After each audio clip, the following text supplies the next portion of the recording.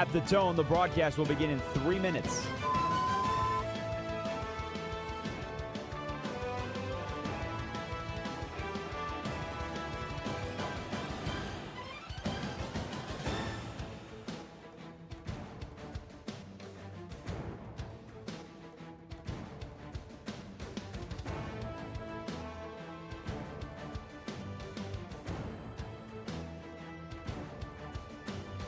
At the tone, the broadcast will begin in 2 minutes, 30 seconds.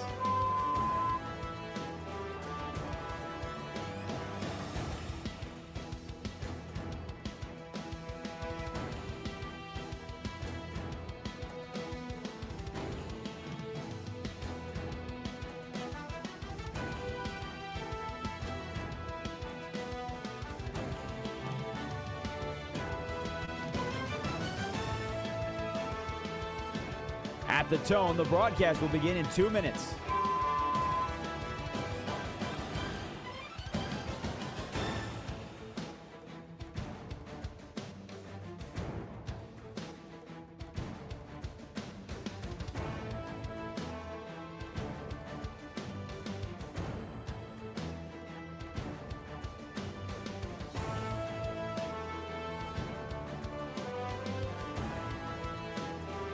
At the tone, the broadcast will begin in 1 minute, 30 seconds.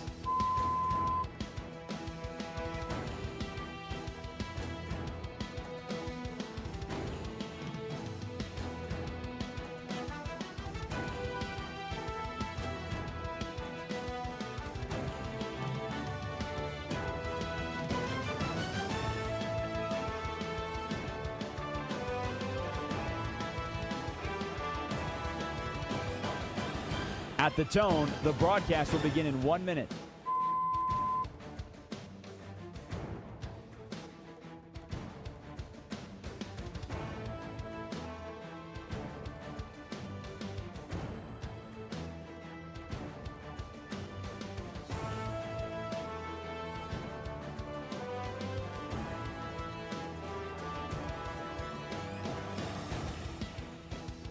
Stations, this is your final time check. At the tone, the broadcast will begin in 30 seconds.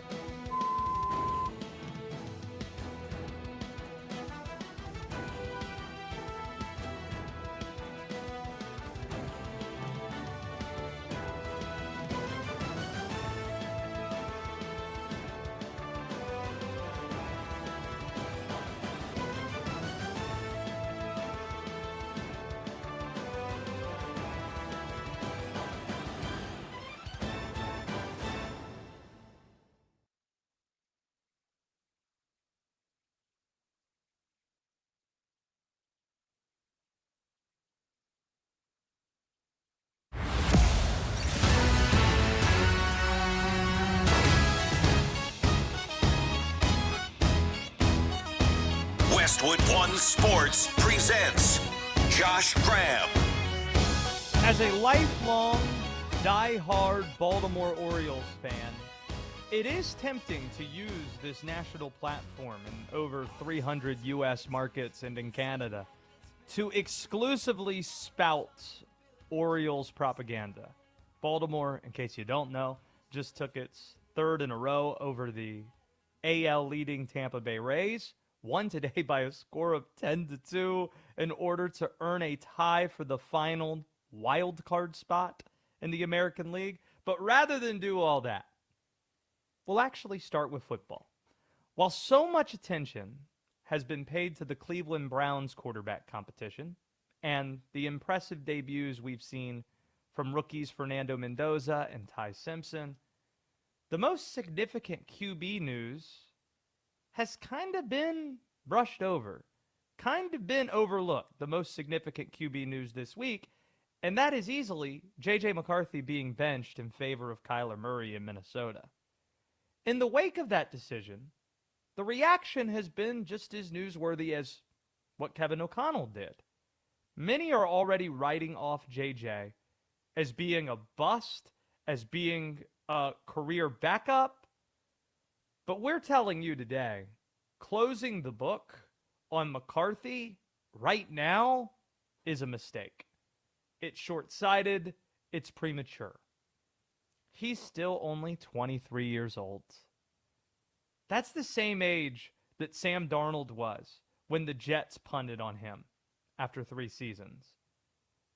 This is a story that the Vikings should know very well, considering Sam was let go by Minnesota after winning 14 games, and then we saw what Sam Darnold was capable of doing, winning a Super Bowl with the Seattle Seahawks.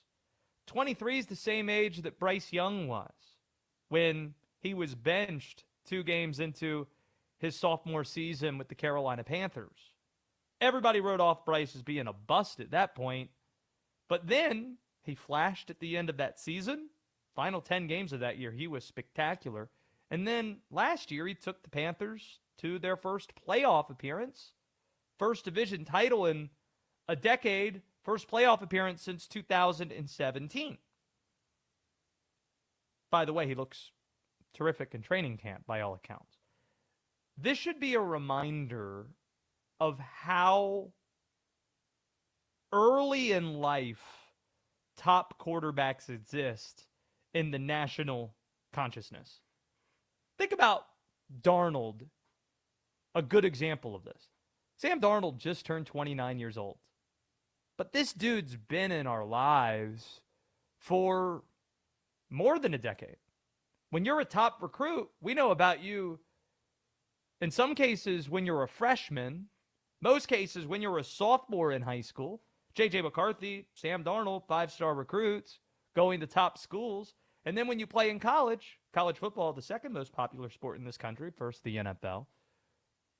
We all remember watching Sam Darnold play against Penn State in the Rose Bowl. We all remember watching J.J. McCarthy play for the Michigan Wolverines and win a national championship.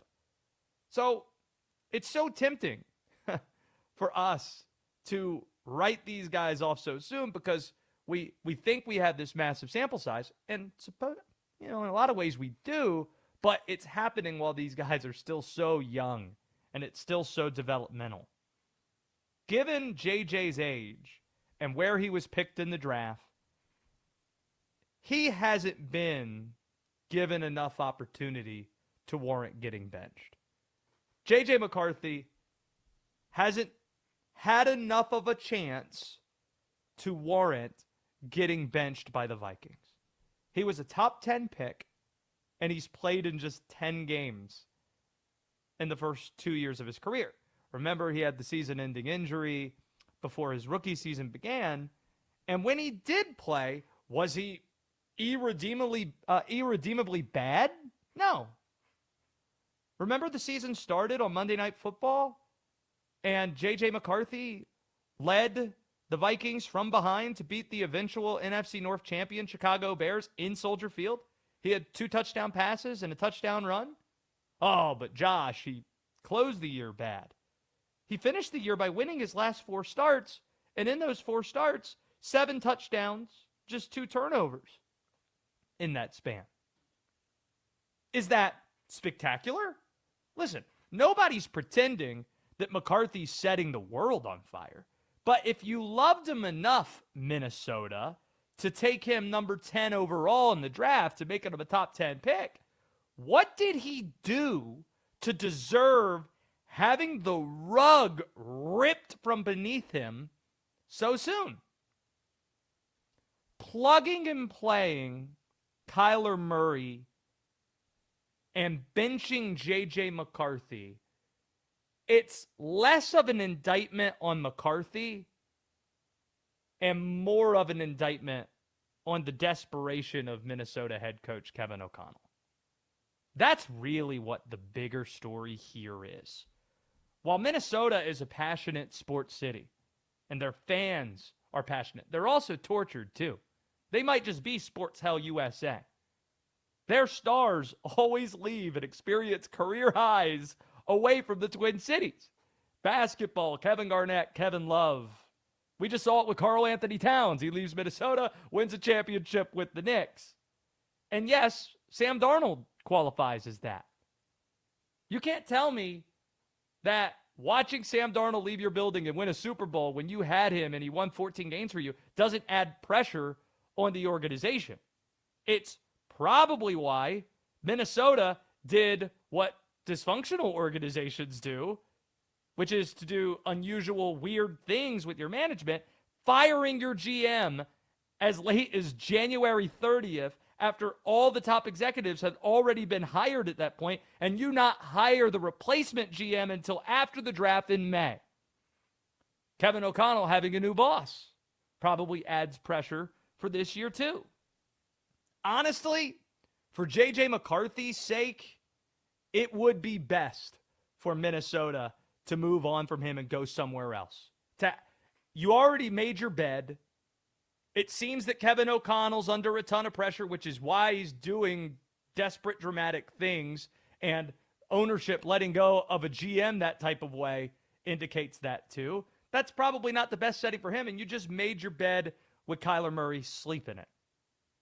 It'd be best for JJ if maybe Pittsburgh gives Minnesota a call and says, we've got Will Howard and we got Drew Aller. We like both these guys. Aller was really good in the preseason opener for the Steelers, and you also have Howard, who has been talked up quite a bit this offseason. Pick one of those two guys, and we'll give you a mid-round draft pick for the player you took top 10 in the draft 2 years ago. So Pittsburgh then has a quarterback, a top 10 pick, to potentially be their QB a year from now when Aaron Rodgers retires.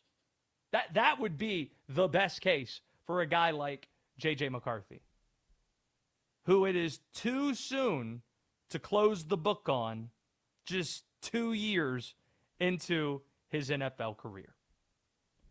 This segment is presented by Progressive Commercial Insurance.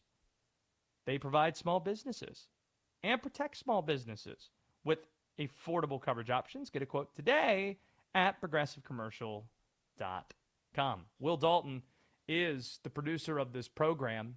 Will, not only is yours truly locked in on watching the Baltimore Orioles, I'm in a very uncomfortable place watching your New York Yankees lead the Blue Jays in the 9th and rooting for the Yankees because entering the day, the Orioles were tied with the Blue Jays in the AL wild card race that has become absurd, and for reasons that we can maybe dig into deeper later. Your birds, they always find a way because this is, I just want to make sure I've got this right. Is this the third time that you've returned from punting on your team this year? I've punted on the Orioles 3 times this year. And I said it would have to be something crazy that would happen, including 5 days ago was the last time I did so. They traded away Dean Kramer and then lost to Dean Kramer to a team that's in the wild card hunt. So I said something crazy would have to happen for me to buy in again. And the Tampa Bay Rays entered the weekend on a 9-game winning streak. They're at home. They have the best record in baseball. And the Orioles just won the last 3 games against them, including today 10-2. That qualifies as something crazy enough. What's happening is they're gonna set you up, they're gonna bring you back, and they're gonna crush you and all your hopes and dreams in the end of this thing, and it's gonna be hilarious to watch. In the spirit of talking about sports teams that crush people, crush the hearts, not in this case of their fans, but of the opposition, this might be a good segue to get to college football and to get to the Indiana Hoosiers. Curt Cignetti has not only become the face of college football, quite literally, he's on the cover of the college football video game. He's been called the next Nick Saban. He's also become the perfect messenger in college football. The man who has the credibility and has the on-field success to say what needs to be said to powerful parties within the sport. The latest target of his pointed rhetoric, shall we say? The Notre Dame football program. Indiana recently canceled a home and home with the Irish in 2030 and in 2031. Canceled the home and home. That made Golden Domer fans, of which there are many, very upset, and those fans became irate when they heard Curt Cignetti's answer when being asked about it this week. Yeah, I'd like to play Notre Dame. They ought to come to our place twice. We'll go up there once since they're not in the conference. I'd love to play them. Be a great in-state game, you know. I guess there's a backstory to that. I don't quite know what it is. So, you know, it is what it is. And Big Ten schedule's pretty darn tough, too. He just said, yeah, we'll play them. They'll just have to go 2 for 1. You know, the way you do with group of 5 schools, group of 6 schools. Yeah, Notre Dame, we're not going to go home and home with you. We can go 2 for 1, though. We never hear anybody of note talk about the Irish the way that he did.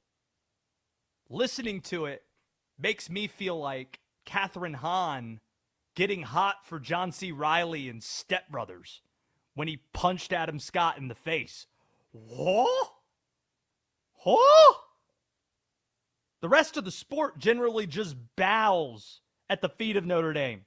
It seems every commissioner and AD has some connection to football Jesus and to South Bend. And because of this, like a spoiled child, Notre Dame, they always expect to get special treatment. We're not at a conference and we have this arrangement with the ACC. So in 2020, they begged the ACC to have them join as a member for 1 year. The ACC getting nothing in return. And then they started talking to the media and convincing the media that Notre Dame rescued the ACC in college football, not the other way around. And then last year, Notre Dame throws a tantrum after not getting their way into the college football playoff. The 2 good teams they played, they lost to. Said, we're going to take our ball and go home. We're not going to play in a bowl game. Here is the truth. Indiana is the program Notre Dame masquerades as. Indiana went 16-0. Indiana beat all the top teams. Indiana won the national championship. Notre Dame hasn't won a championship since 1988. They are college football's Dallas Cowboys, conflating the amount of attention that's put on them with meaning that they matter in the context of being one of the top teams, which again and again and again they've proven not to be. Good on Curt Cignetti for sending that message. And Notre Dame wasn't Cignetti's only target this offseason. He also went after the entire SEC. This was at Big Ten Media Days when he was asked about the strength of the Big Ten Conference, and his answer did not disappoint. I mean, we don't run a hype machine up here in the Midwest. We believe everything's earned, not given. And when we fall short, we say we fell short. We don't cry a river, whine, and complain. All right? And that's why we're the best. And that's why we're the best. Which reminds us, today we're doing unusual questions where you get to ask us a bunch of random bleep. And that's why we're the best. Forgot to introduce that we have Mondo, the tallest Latino in sports talk, that will be taking your calls in order to answer those questions at 310-840-4910. Save the phone number. That's why we're the best. Once again, while very few are willing to say it out loud, Cignetti was right again in what he said there. The Big Ten has won the last 3 titles. The SEC's the whiners. They're the ones in denial. They're the ones having an existential crisis right now. The SEC hasn't even come close either. No finalists in the last 3 years. Oh, you populate the playoff, great. You don't even make it to the championship game. And the run's likely going to continue for the Big Ten. Ohio State and Oregon, they're the 2 best teams in the country going into this year. And, of course, Indiana's going to be somewhere in the top 5. But here is the operative question to ask. And if you want in on it, 310-840-4910, by all means. When does the public turn on Curt Cignetti? When does it go from being lovable to being obnoxious? The quips are fun and cute for now, but eventually, with rhetoric like this, the public always turns, especially if you're dominant within the sport. There's almost this sense that we need to see if last year was a fluke for Indiana, because 1 year, even though it was a hell of a year, doesn't outweigh our entire association with Indiana as a football program, their entire history, which is largely laughable.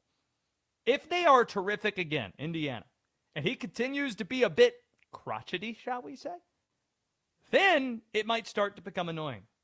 Then you're going to hear a lot of people start to question their schedule, especially when they're canceling home-and-home series with Notre Dame. But for now, it's still fun. For now, it's more lovable than obnoxious. And for now, Curt Cignetti is the perfect messenger for college football. And that's why we're the best. Coming up, how the most consequential QB2 battle in the NFL took quite the twist this weekend. Twisting my words a bit. A little bit too excited about the birds. We're just getting started here on the Josh Graham Show. There's still 2 QB battles ongoing. In Cleveland, it's Deshaun Watson or Shedeur Sanders. And Atlanta's between Tua Tagovailoa or Michael Penix Jr. When the starter's named, we'll let you know. Westwood One Sports.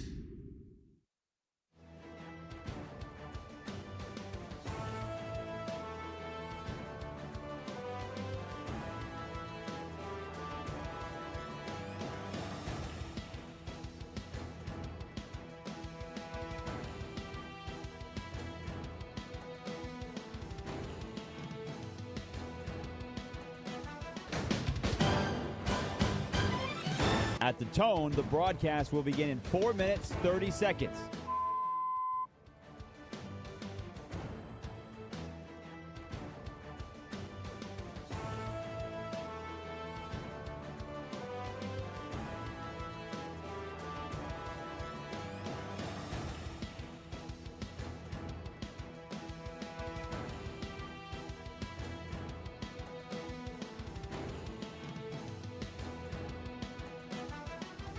At the tone, the broadcast will begin in 4 minutes.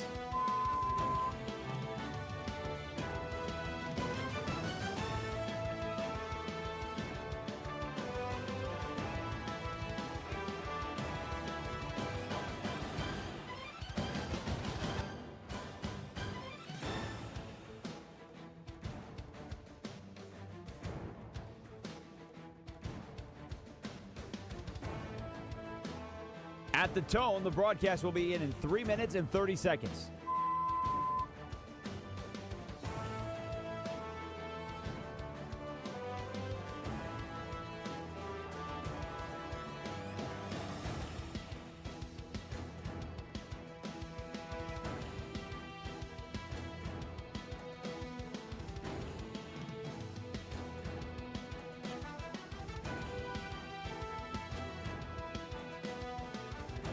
At the tone, the broadcast will begin in 3 minutes.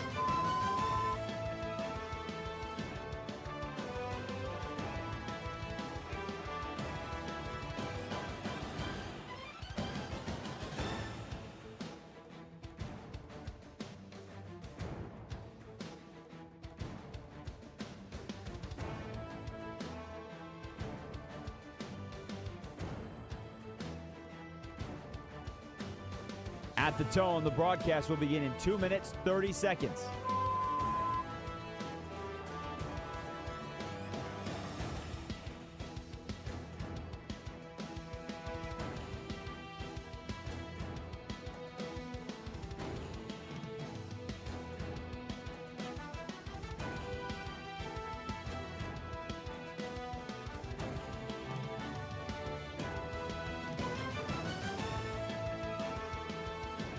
At the tone, the broadcast will begin in 2 minutes.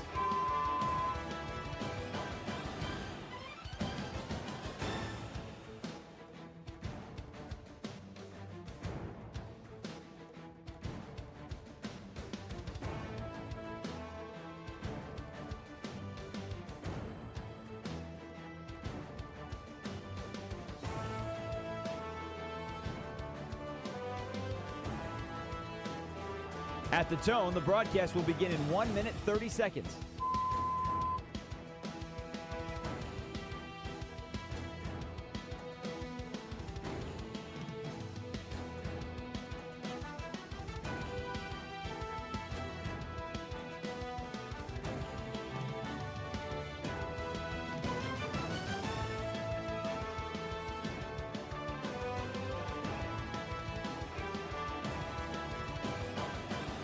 At the tone, the broadcast will begin in 1 minute.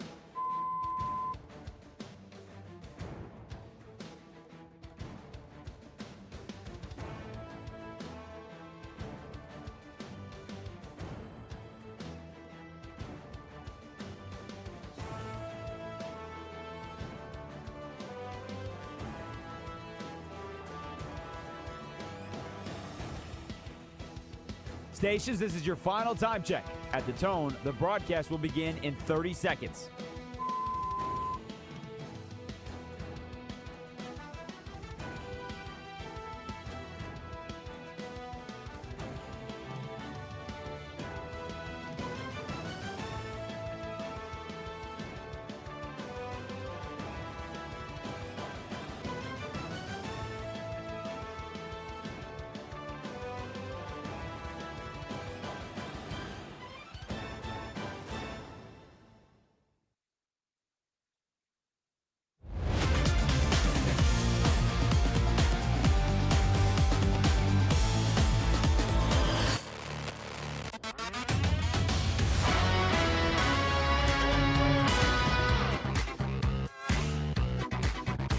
Westwood One Sports presents Josh Graham.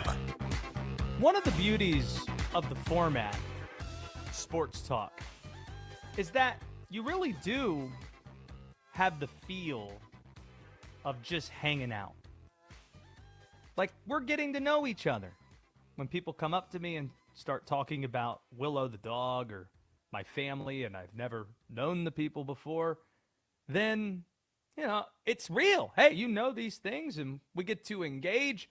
It's also why it's pretty easy to point out a phony pretty quickly. Can't talk for 3-4 hours a day and be phony, or at least be good at it. And that's what makes this product different than what you get oftentimes on television.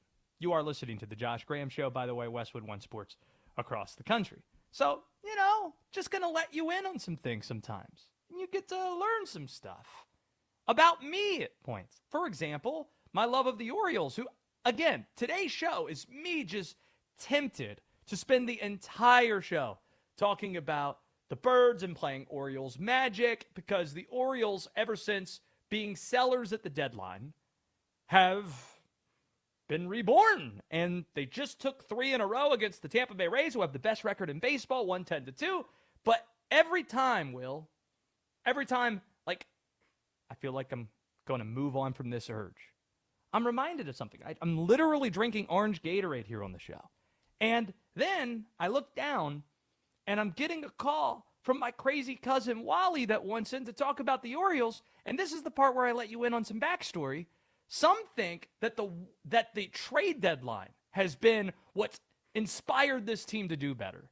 I actually think it's me having left a family group chat that includes my crazy cousin Wally that's led to the good vibes of the Orioles' comeuppance. I left this group chat at the low point of the Orioles season when I punted on them for probably the third and final time. But Crazy Cousin Wally has joined us now. So Crazy Cousin Wally, I think I made a good decision in hindsight. Josh, did you know when you left that chat, I felt really bad, because we all know I am Mr. Emotional when it comes to the Orioles. I wear my emotions on my sleeves. I let it out. But it's a good thing. I'll instead of yelling at the TV, I'll put it in my chat. Instead of getting yelled at by my wife, I get yelled at by you guys. So yeah. But Josh, when you left the chat, you're right. Like, all of a sudden, the Orioles start thinking that they belong in this wild card race. It was my fault. It was my fault. I take the blame. My presence is what. Think about it. The Orioles, ever since we've been in a chat for a few years, have been snake bitten, and now I'm out, and here we are. Here we are. So, Josh, I was going to say, Josh, I was calling in with this idea, Josh, you need to return to the chat. But now I'm thinking, no, you got to stay out of the chat. That's it. Hell no. But no, this is crazy. No. We still have, and I know you got to go on and I'll move, but we have Masayo coming back. We got Alexander coming back. So we'll see what happens. But oh wow. On another note, and I'll let you go. I want to just ask you a question Please, about what do you Maryland got? football as well. There's the Maryland football program. They have Malik Washington coming back this year, and they're supposed to be pretty good. What kind of pressure is the Maryland football program under? With a team like Indiana, who is a basketball school like Maryland, not football, terrible at football, what kind of pressure does that put on a Maryland Terrapin football team to have some kind of success, other than just say, hey, let's win 6 games and get into some, I don't know, crazy low-end military bowl or something like that? No, it's a good question. It's a good question. Wally, and I appreciate the call. It's good to hear from you. And hell no, staying away from the chat. It puts pressure on everybody in the Big Ten because you have ADs and you have university presidents saying, well, if they can do that, why can't we? Especially if you're in the same conference. It's kind of like, look at the track record of SEC West football coaches last decade, how often they churned outside of obviously Alabama. It's, okay, Alabama's in the conference and in the division, thus you're wondering, okay, well, can you have some level of success against it? Nick Saban's presence cost a lot of people jobs. And that's probably what's going to happen with Curt Cignetti as well, because Maryland football and others in that conference are looking at it saying, well, if they did it, why can't we? More good news, by the way, on the Orioles front. Say one of the teams they were tied with in the AL wildcard race going into today was the Toronto Blue Jays. The Yankees blew a 9th inning lead because that's what the Yankees do. But in extra innings, they just hit a 2-run homer. I think it was Ben Rice to put New York ahead 4-2 in the top of the 10th inning right now. So keeping you posted on that. Ty Simpson is who I want to talk about from Saturday's NFL action, to take a quick left turn back into the football world. Ty Simpson is already making a case to become quarterback 2 in Los Angeles, and this is really a big deal. Don't forget, the QB2 battle that matters the most in the National Football League is this one with the LA Rams. And frankly, it's not close. LA is the biggest preseason favorite in nearly a decade. They're one of the 3 biggest preseason favorites this century, which means it's kind of important who might be one snap away from being given the keys to the Porsche, being given the keys to the best football team, best football roster in the league. Plus, Matthew Stafford, he's pushing 40 years old. He's had injury history in the past. It adds further emphasis on who the backup quarterback in Los Angeles is going to be.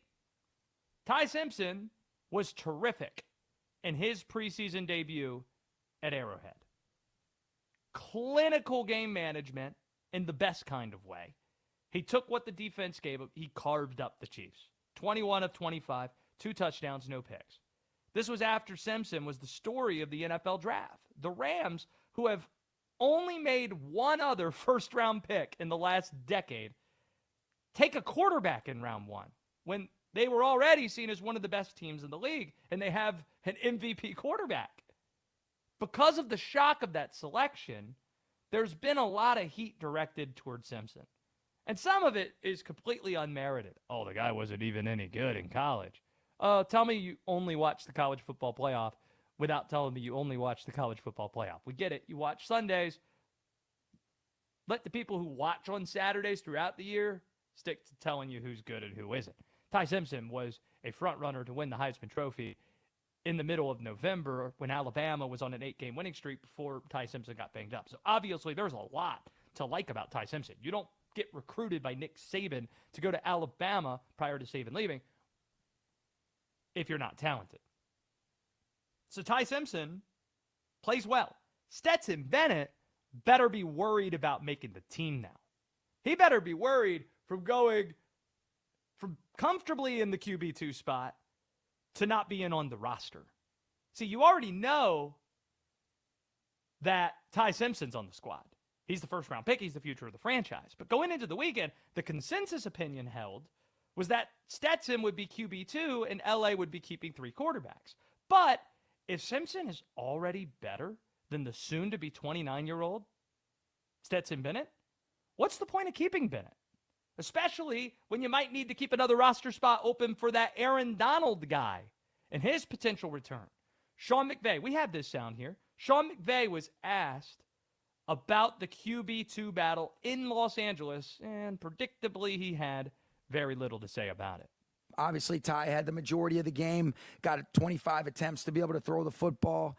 But I thought he did a really good job, overall. And I thought Stetson with what he had. So we're going to continue to evaluate it like anything else. But it was fun to be able to see, live football, see how guys handled it. We haven't played tackle football in a long time. I mean, shoot, I got to get I was a little rusty myself. I went and started to shower before I came in here. Normally I was like, oh, shoot, I forgot I got to do the press conference. A lot of ladies starting to imagine Sean McVay in the shower. Maybe do the press conference from the shower. Why are you shaking your head, Will? He's a handsome man. I don't know. Was anybody thinking about Sean McVay in the shower? Do we know this? I wasn't, but Sean McVay brought it up. I didn't bring up Sean McVay in the shower. It was Sean McVay who brought that up. You kind of did.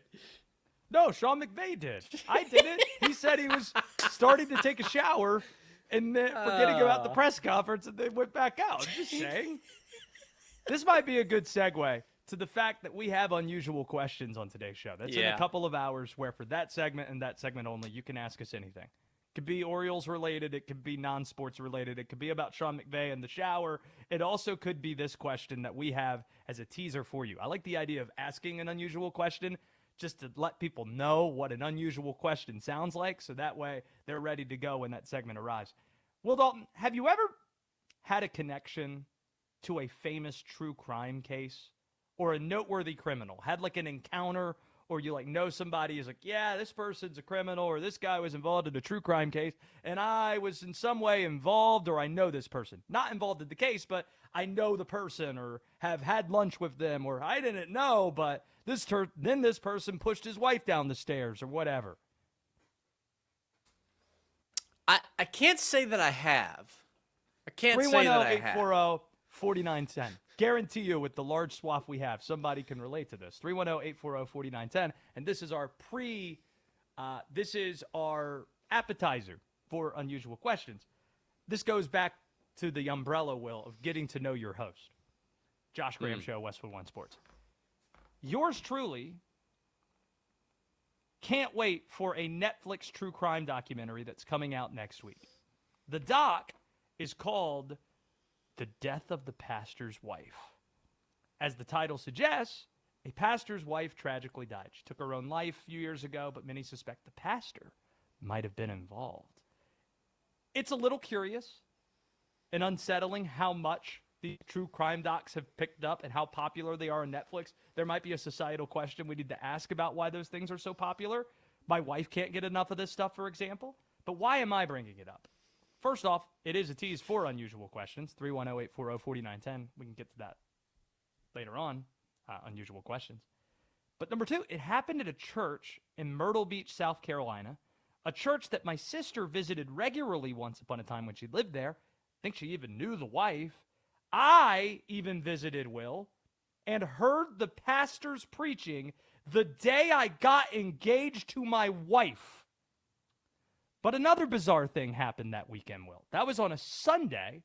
The day before was a Saturday, and my sister said, hey, let's go to this piano bar that the pastor has a stake in, like on the Broadway, like on the boardwalk at the Broadway, whatever they have in Myrtle Beach. So I go to this piano bar. I meet the now deceased wife at a table. It's me, my sister, and my wife meeting her, and she introduces me to the pastor. And Will, here's the introduction I have to the pastor who's at the center of this documentary. He walks out handing us Jell-O shots. What? Yes. Jell-O shots. A pastor. At church. No. This is at the piano bar downtown on the boardwalk. But the pastor, who I had never met in person, walks out and hands me and my wife Jell-O shots. It's an actual thing that happened. So now he and his wife is there. It's us five at a table. My sister, my wife, me, the wife, who's now deceased and at the center of this documentary, and the pastor who's at the center of this, and he's handing us Jell-O shots. Very weird. Very weird encounter. Needless to say, I'm excited to watch this true crime documentary, Death of the Pastor's Wife. I'm also hitting the beach in North Carolina after the show, the Superior Carolina, by the way. So you could make the case that I'm mailing it in the second segment of the show. You could make that case as well. But we do ask that question as an appetizer to Unusual Questions. Have you ever had a connection to a famous true crime case or noteworthy criminal of some sort? Someone's going to call in and say, yo, I actually knew Jeffrey Dahmer, my guy Jeff. 310-840-4910 if you want in. Logical Raptors fanatic writes in, Josh Graham's guilty. Wow. Busted. Dun dun. The Law and Order drop. Somebody get What that. a twist. This is why we're the best, Mondo. That's what people need to remember. And that's why we're the best. Another reason we're the best, our bets went 5-1 over the last couple of days, so we'll try to keep the good times rolling in Graham's Gambling while taking a look at the Week 2 preseason slate next on the Josh Graham Show. The first weekend of the preseason games is in the books, and we're that much closer to the regular season. The Seahawks-Patriots Wednesday night opener is less than a month away. I'm so excited! I'm so excited! Westwood One Sports.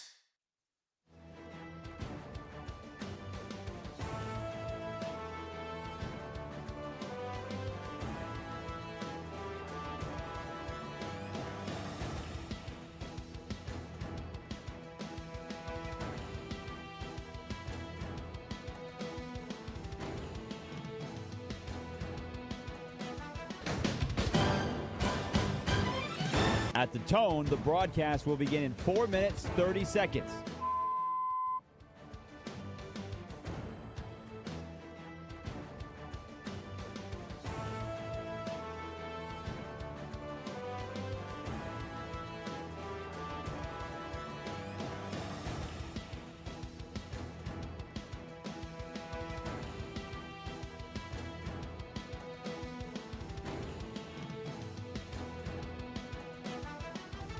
At the tone, the broadcast will begin in 4 minutes.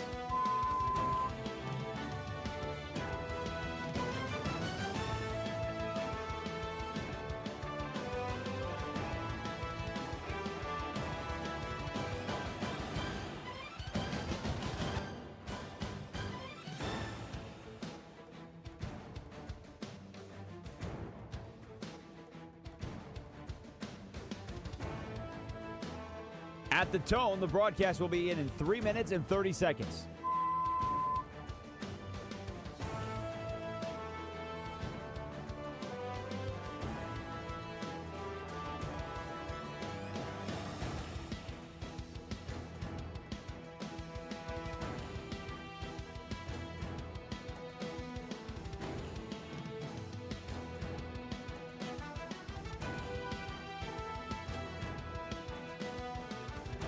At the tone, the broadcast will begin in 3 minutes.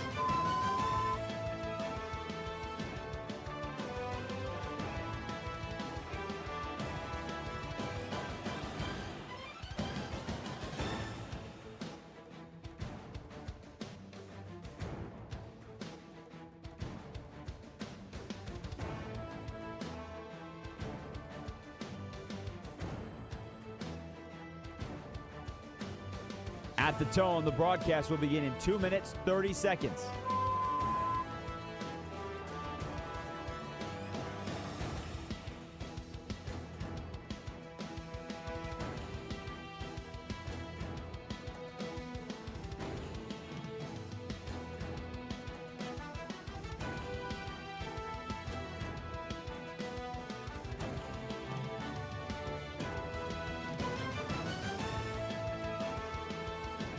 At the tone, the broadcast will begin in 2 minutes.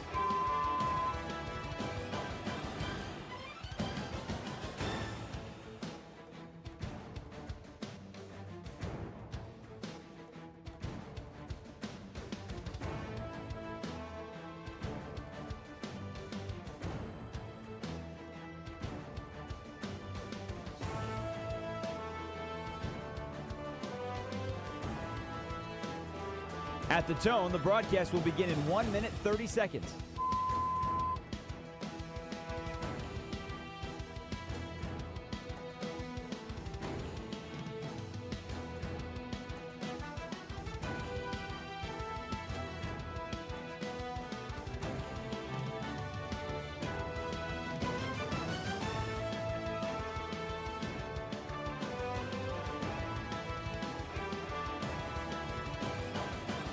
At the tone, the broadcast will begin in 1 minute.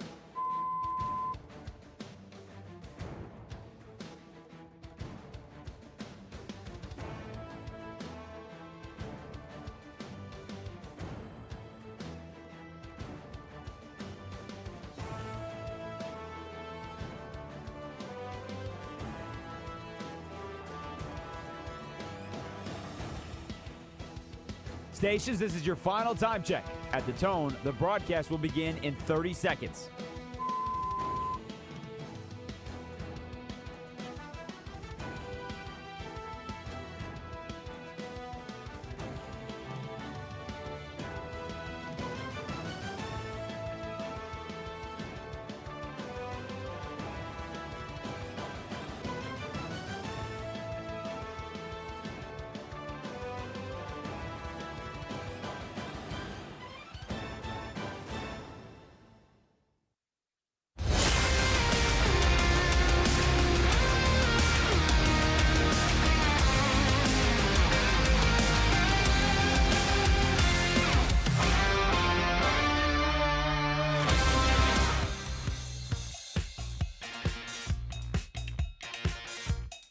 Westwood One Sports presents Josh Graham.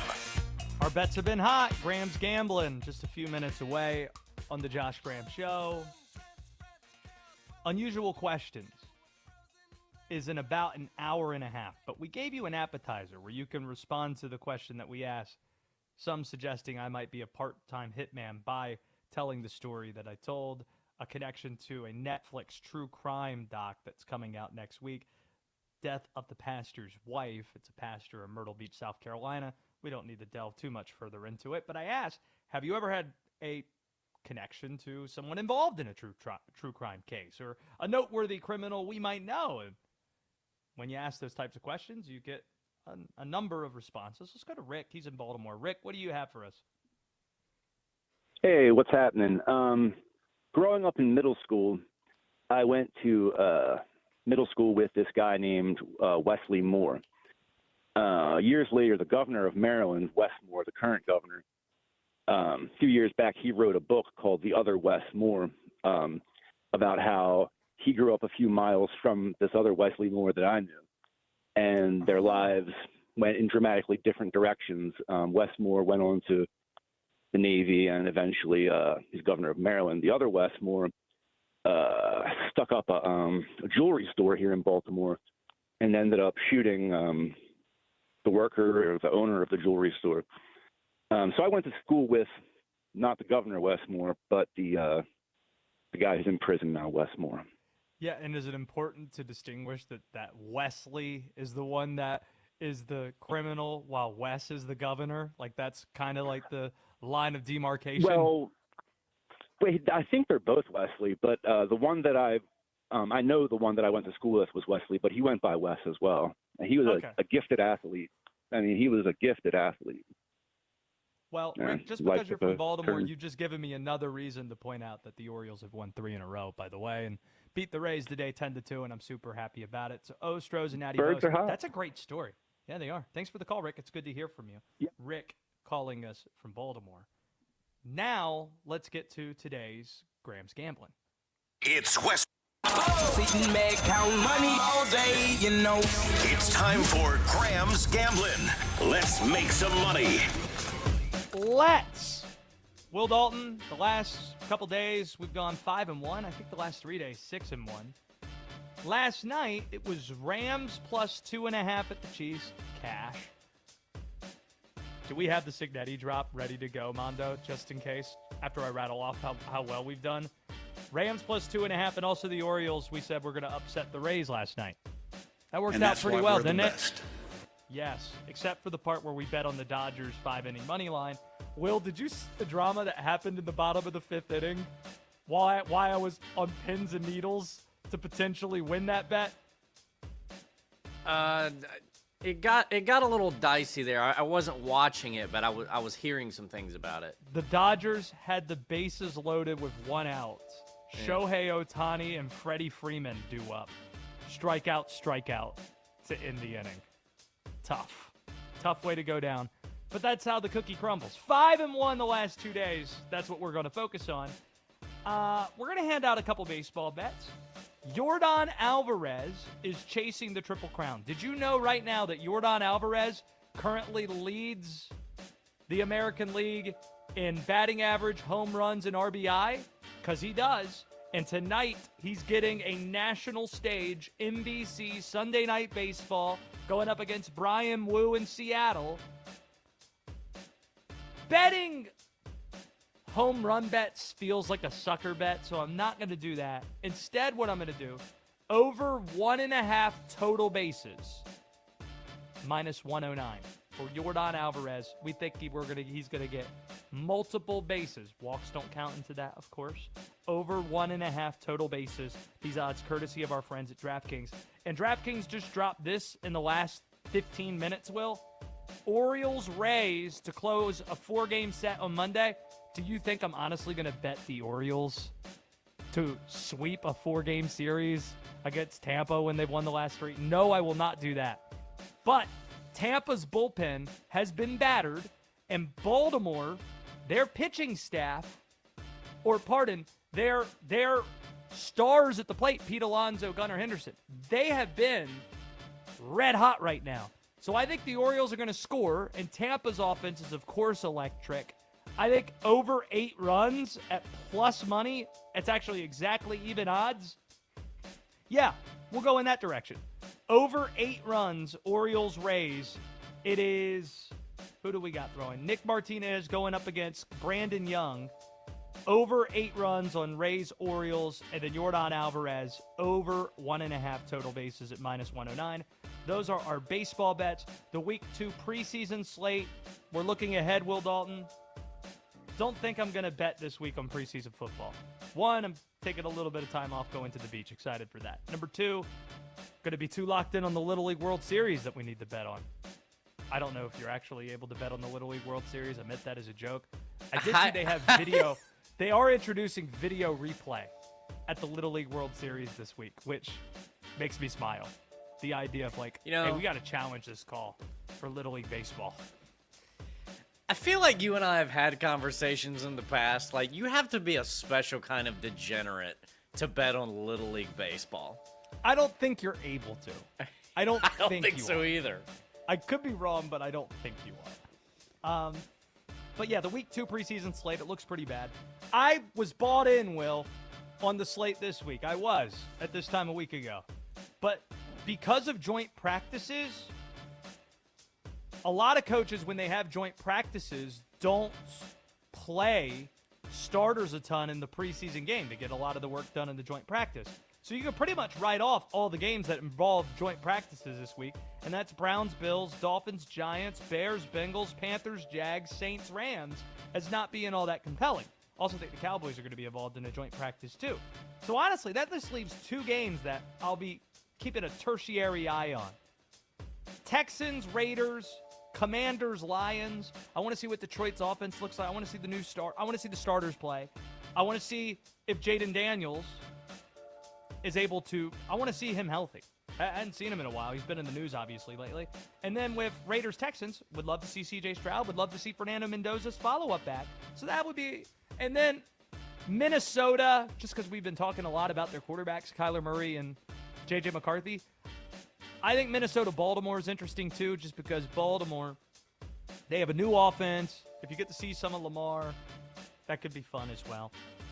Those are the only games on the preseason slate I have mild interest in watching, mild interest in paying attention to. That is Graham's Gambling for today. And that's why we're the best.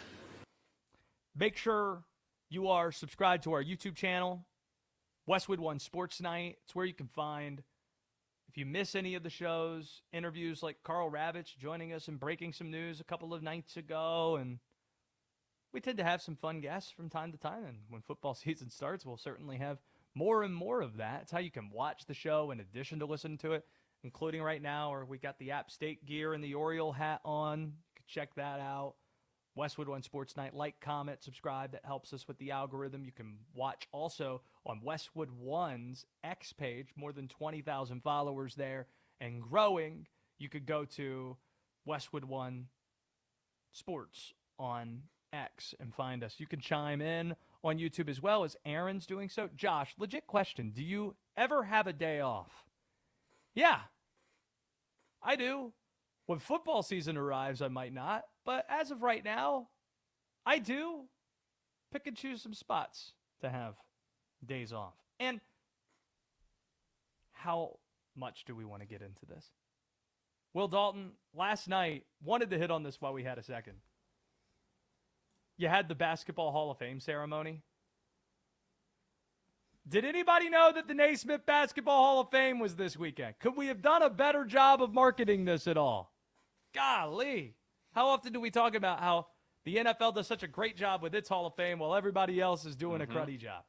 Baseball being too exclusive and too indignant and too self-righteous with who they let in and choose not to celebrate. And then basketball just letting everybody in.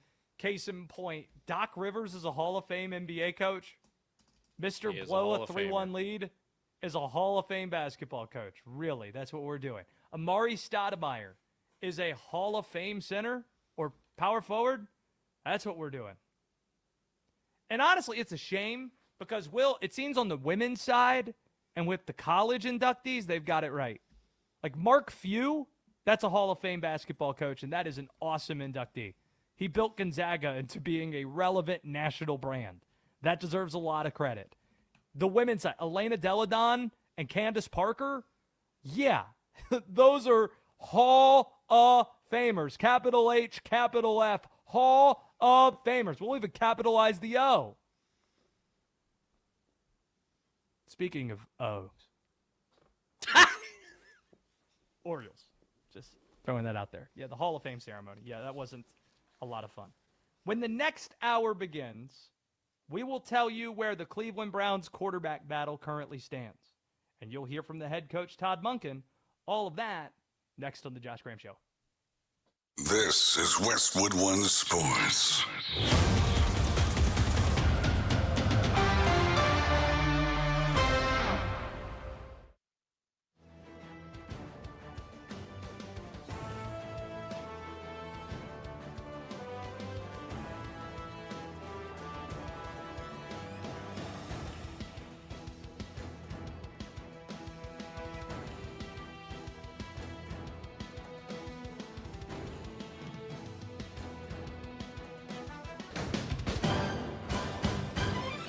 At the tone, the broadcast will begin in 4 minutes, 30 seconds.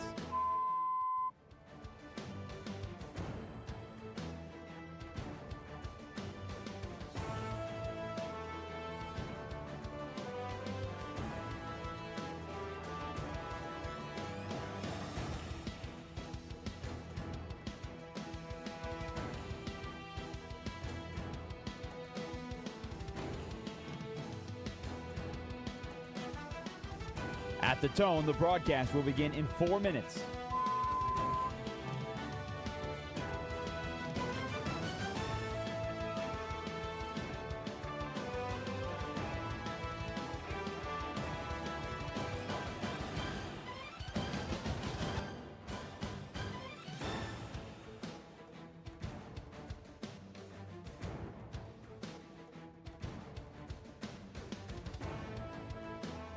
At the tone, the broadcast will begin in 3 minutes and 30 seconds.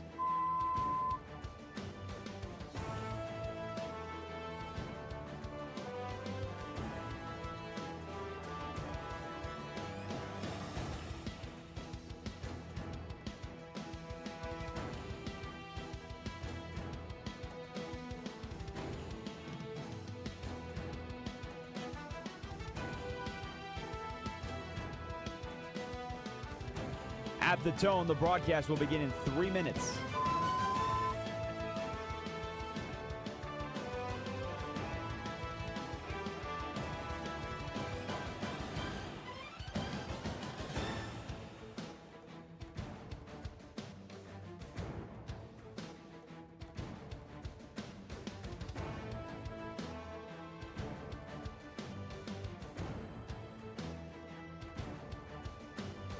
At the tone, the broadcast will begin in 2 minutes, 30 seconds.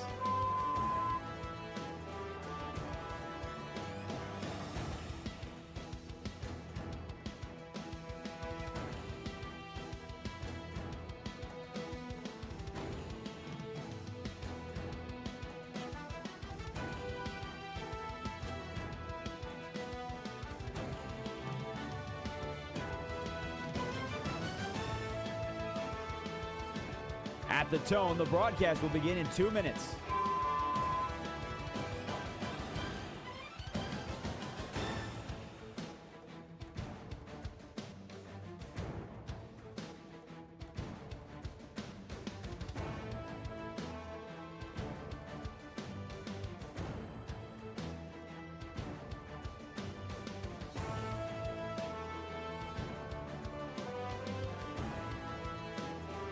At the tone, the broadcast will begin in 1 minute, 30 seconds.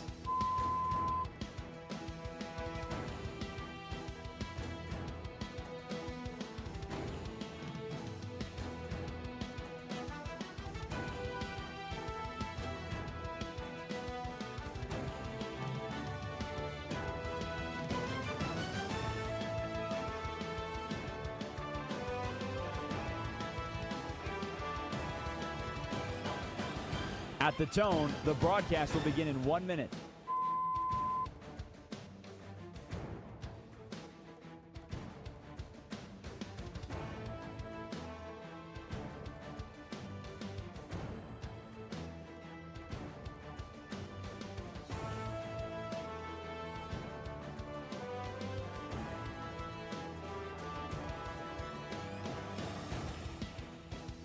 Stations, this is your final time check. At the tone, the broadcast will begin in 30 seconds.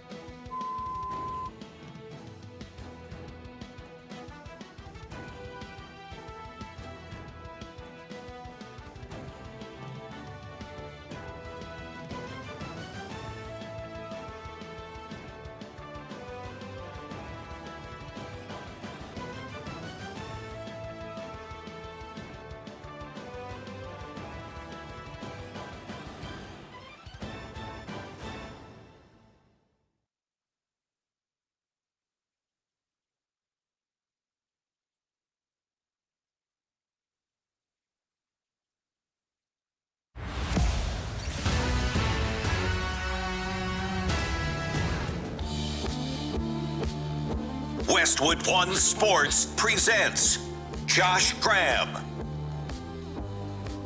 Josh Graham Show, where we did yeoman's work late last night. Listen to the entire Pat McAfee album and have thoughts. Some excerpts. Gonna channel my inner Zane Lowe 20 minutes from now. I sense Pat McAfee is trying to send a message to the world that he feels like the villain. But what if actually he's a hero?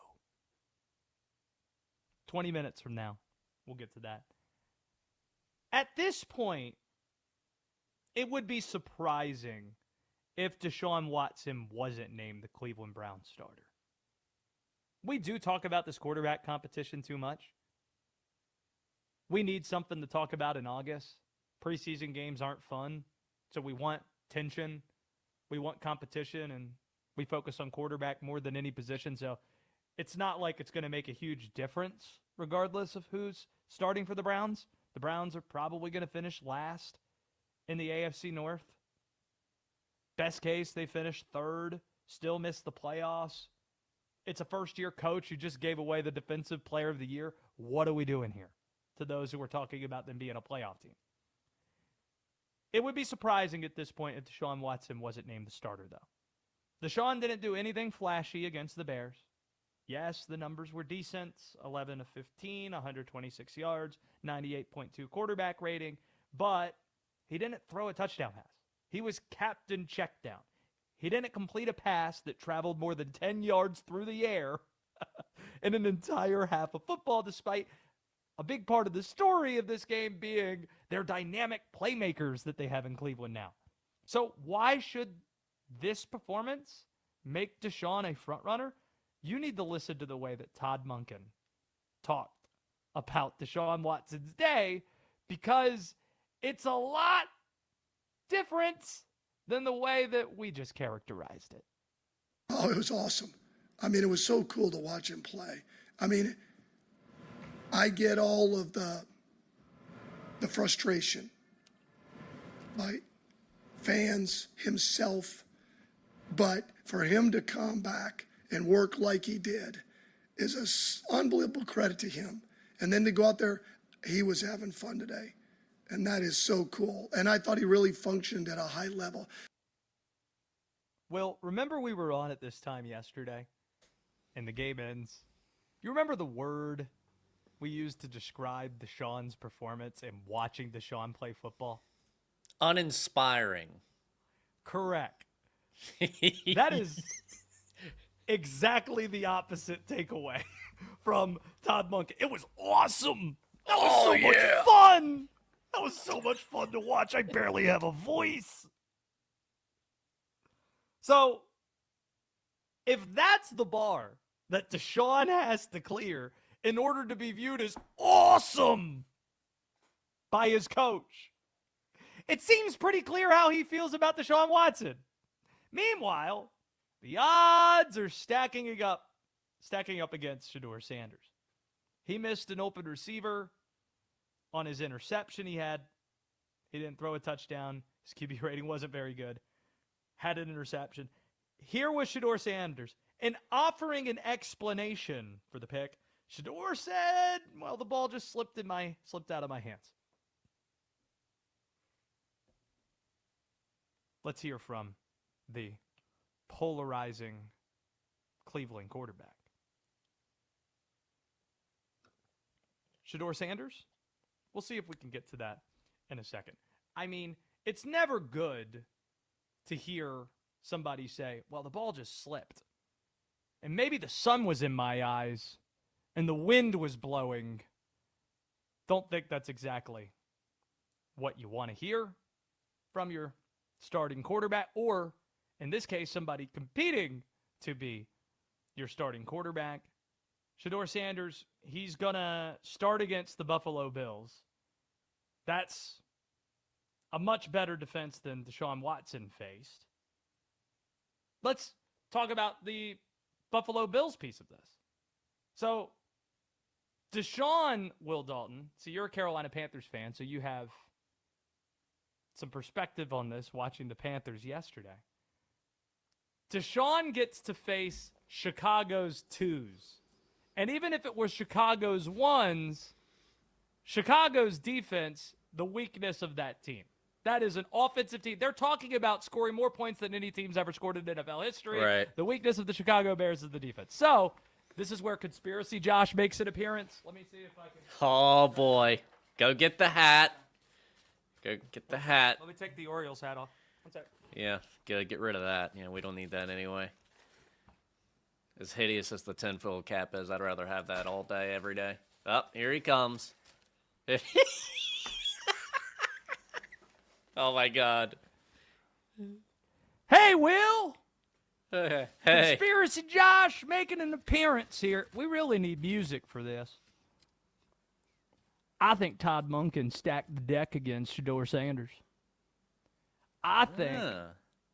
See, that Linnell Willingham fella, he was out at Brown's training camp last weekend. Remember what he told us? He told us he went out there for a couple days and he said, hey, thought we were going to get Shedeur with the 1s one day, get Deshaun with the 1s the next day. But you know what Linnell saw? He saw Deshaun start both days for the Cleveland Browns.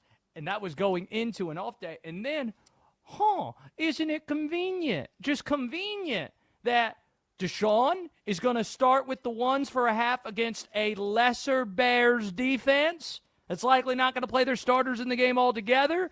And then you got the coach talking about how great he was when we watched it. It wasn't inspiring at all. As that Josh guy said, it was uninspiring. And then what does Shedeur get? Shedeur has to work with the twos in the first game. Not as fun, not nearly. It's harder to have success. You only get a quarter. You get the third quarter.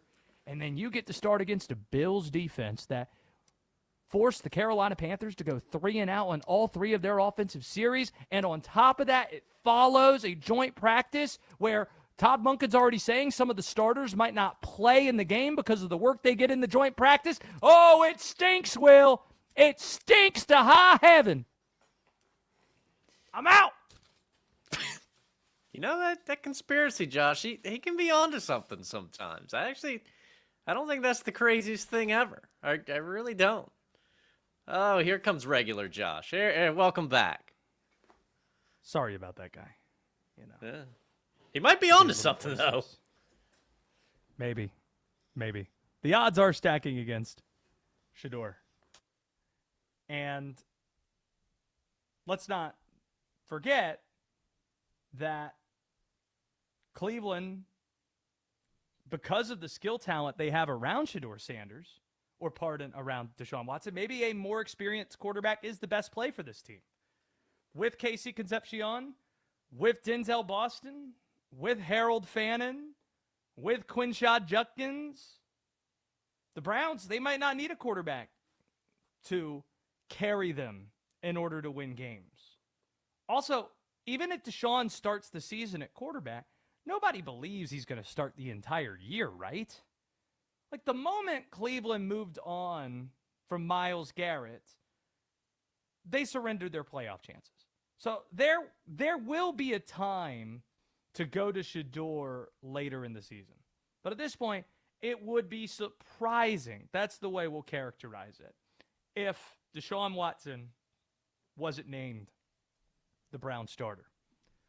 Will Dalton, this is the Josh Graham Show. You are the producer of this show. We got the tallest Latino in sports talk, Bondo, who's taking calls at 310-840-4910. We have been doing this show for more than 7.5 months now. We've been doing this show. And I think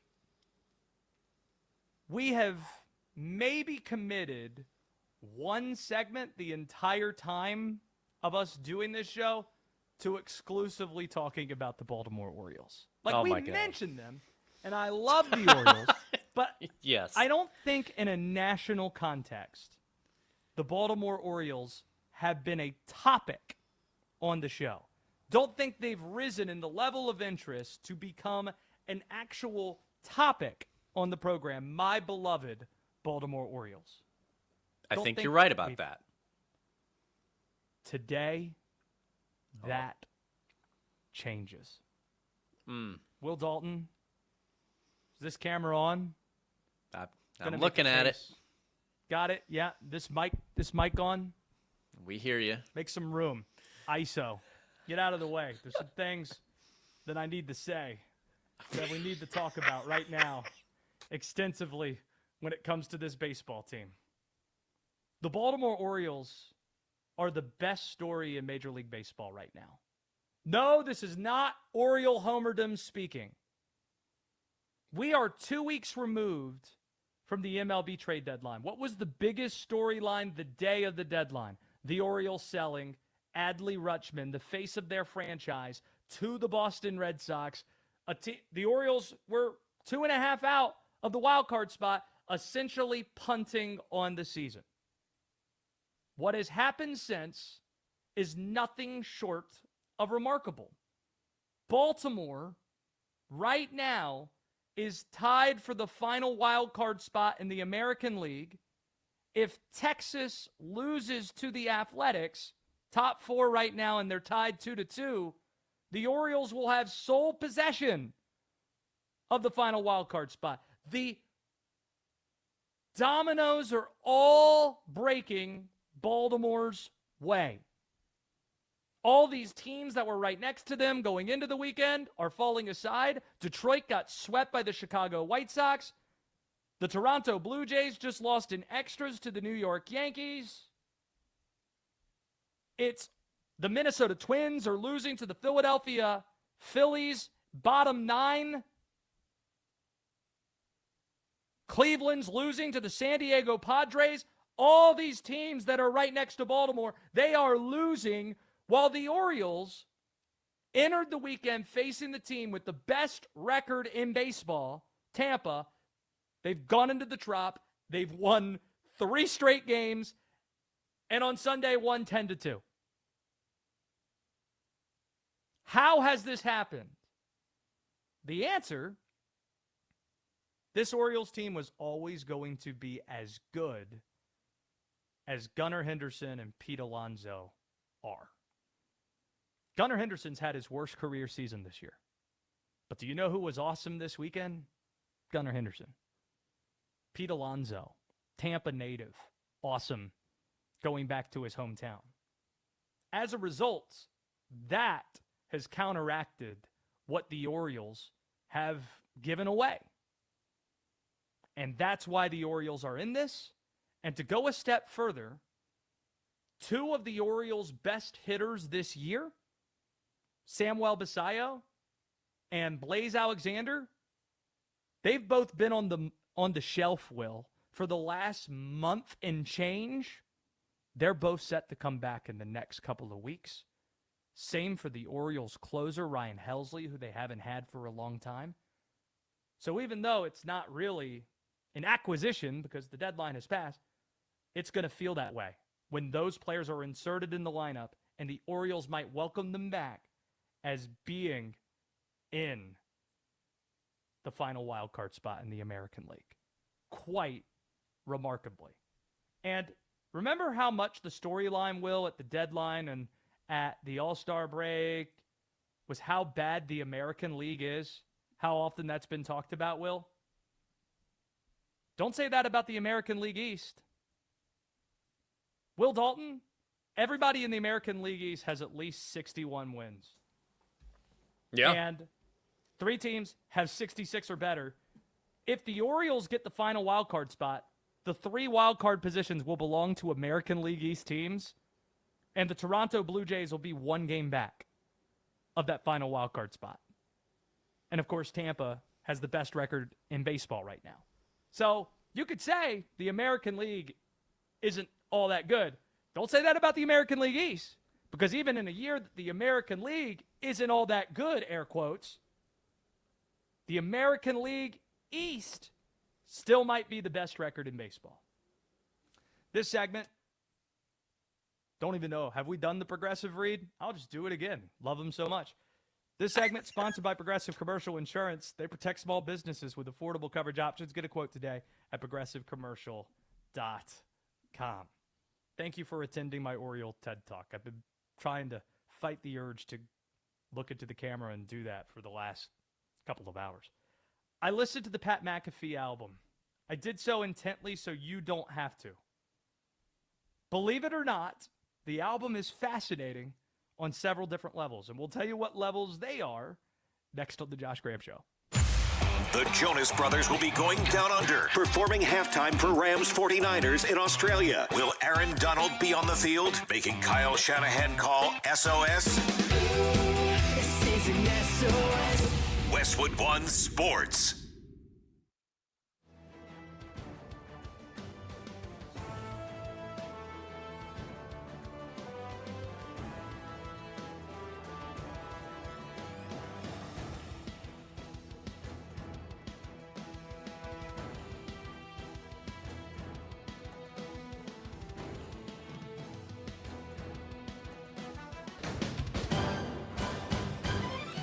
At the tone, the broadcast will begin in 4 minutes, 30 seconds.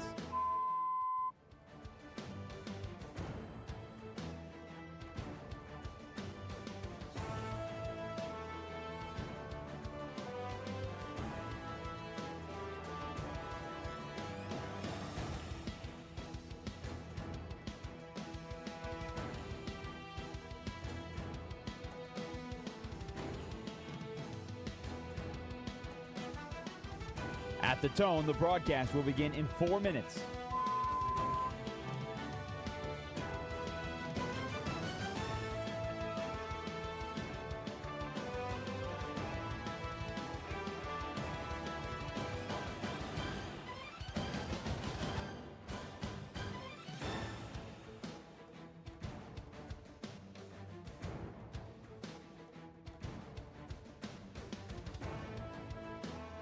At the tone, the broadcast will begin in 3 minutes and 30 seconds.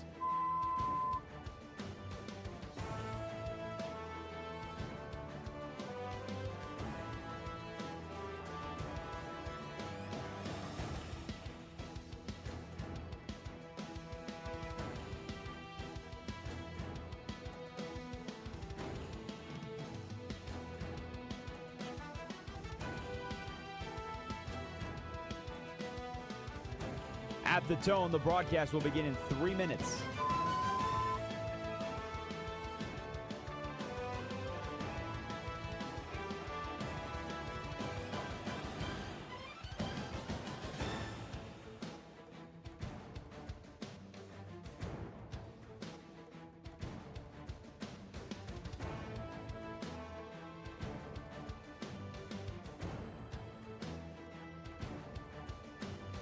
At the tone, the broadcast will begin in 2 minutes, 30 seconds.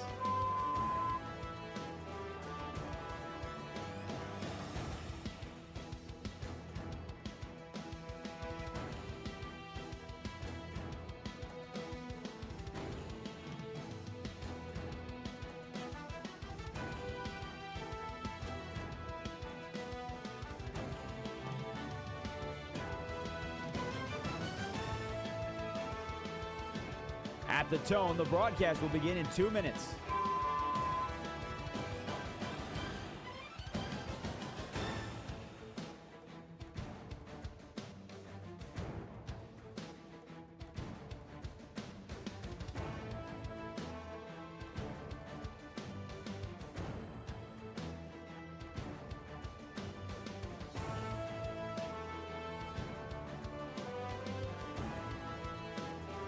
At the tone, the broadcast will begin in 1 minute, 30 seconds.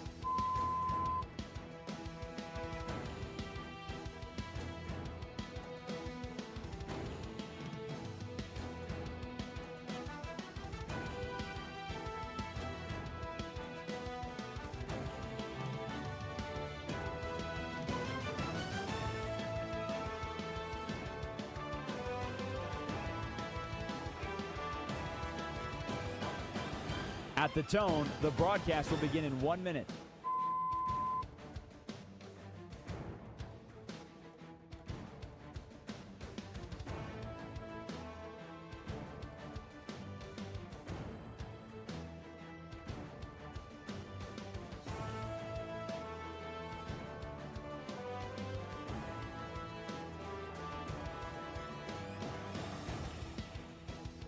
Stations, this is your final time check. At the tone, the broadcast will begin in 30 seconds.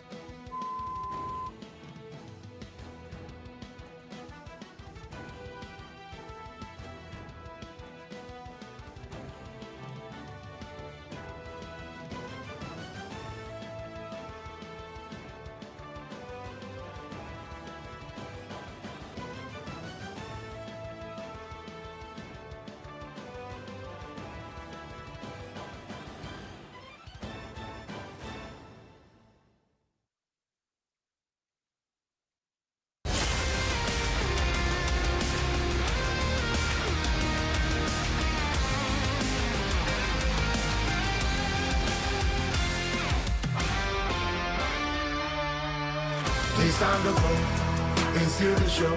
Trying to be the go. Click, clack, reload. It's time to go into the show. Trying to be the go. Click, clack, reload. Westwood One Sports presents Josh Graham. Click, clack, reload. It's time to go. Let's channel our inner Zane Lowe. We're talking about Pat McAfee's new album. This is part of it. The Diary of a Polarizing Figure. This song is titled Click Clack. It is a country, rap, album, 14 tracks on it. Last night, I was up late, listened to it in its entirety, taking notes. So that way you don't have to listen to it if you don't want to. Believe it or not, Pat McAfee's new country rap album is fascinating on several different levels. We've never seen a media career like Pat McAfee's. Do you know when Pat McAfee finished his NFL career? It was 2016. That was his last season.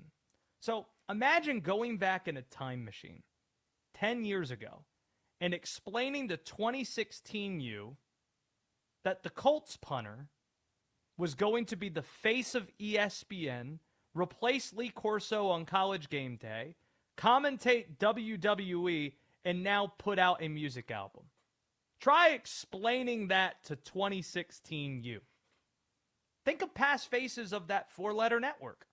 Stephen A. Smith, Tony Kornheiser, and Michael Wilbon. Newspapermen working their way up into television. SVP, Chris Berman, Stuart Scott, Dan Patrick. They all devoted their lives to television careers on their way to ESPN. And then when you talk about the former athletes that are successful, generally they're a quarterback. Generally they played for the Cowboys.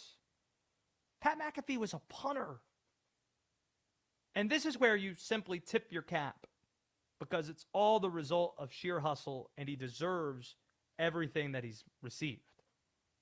Getting to the album, McAfee, it's the latest example of the resurgence we've seen in country music.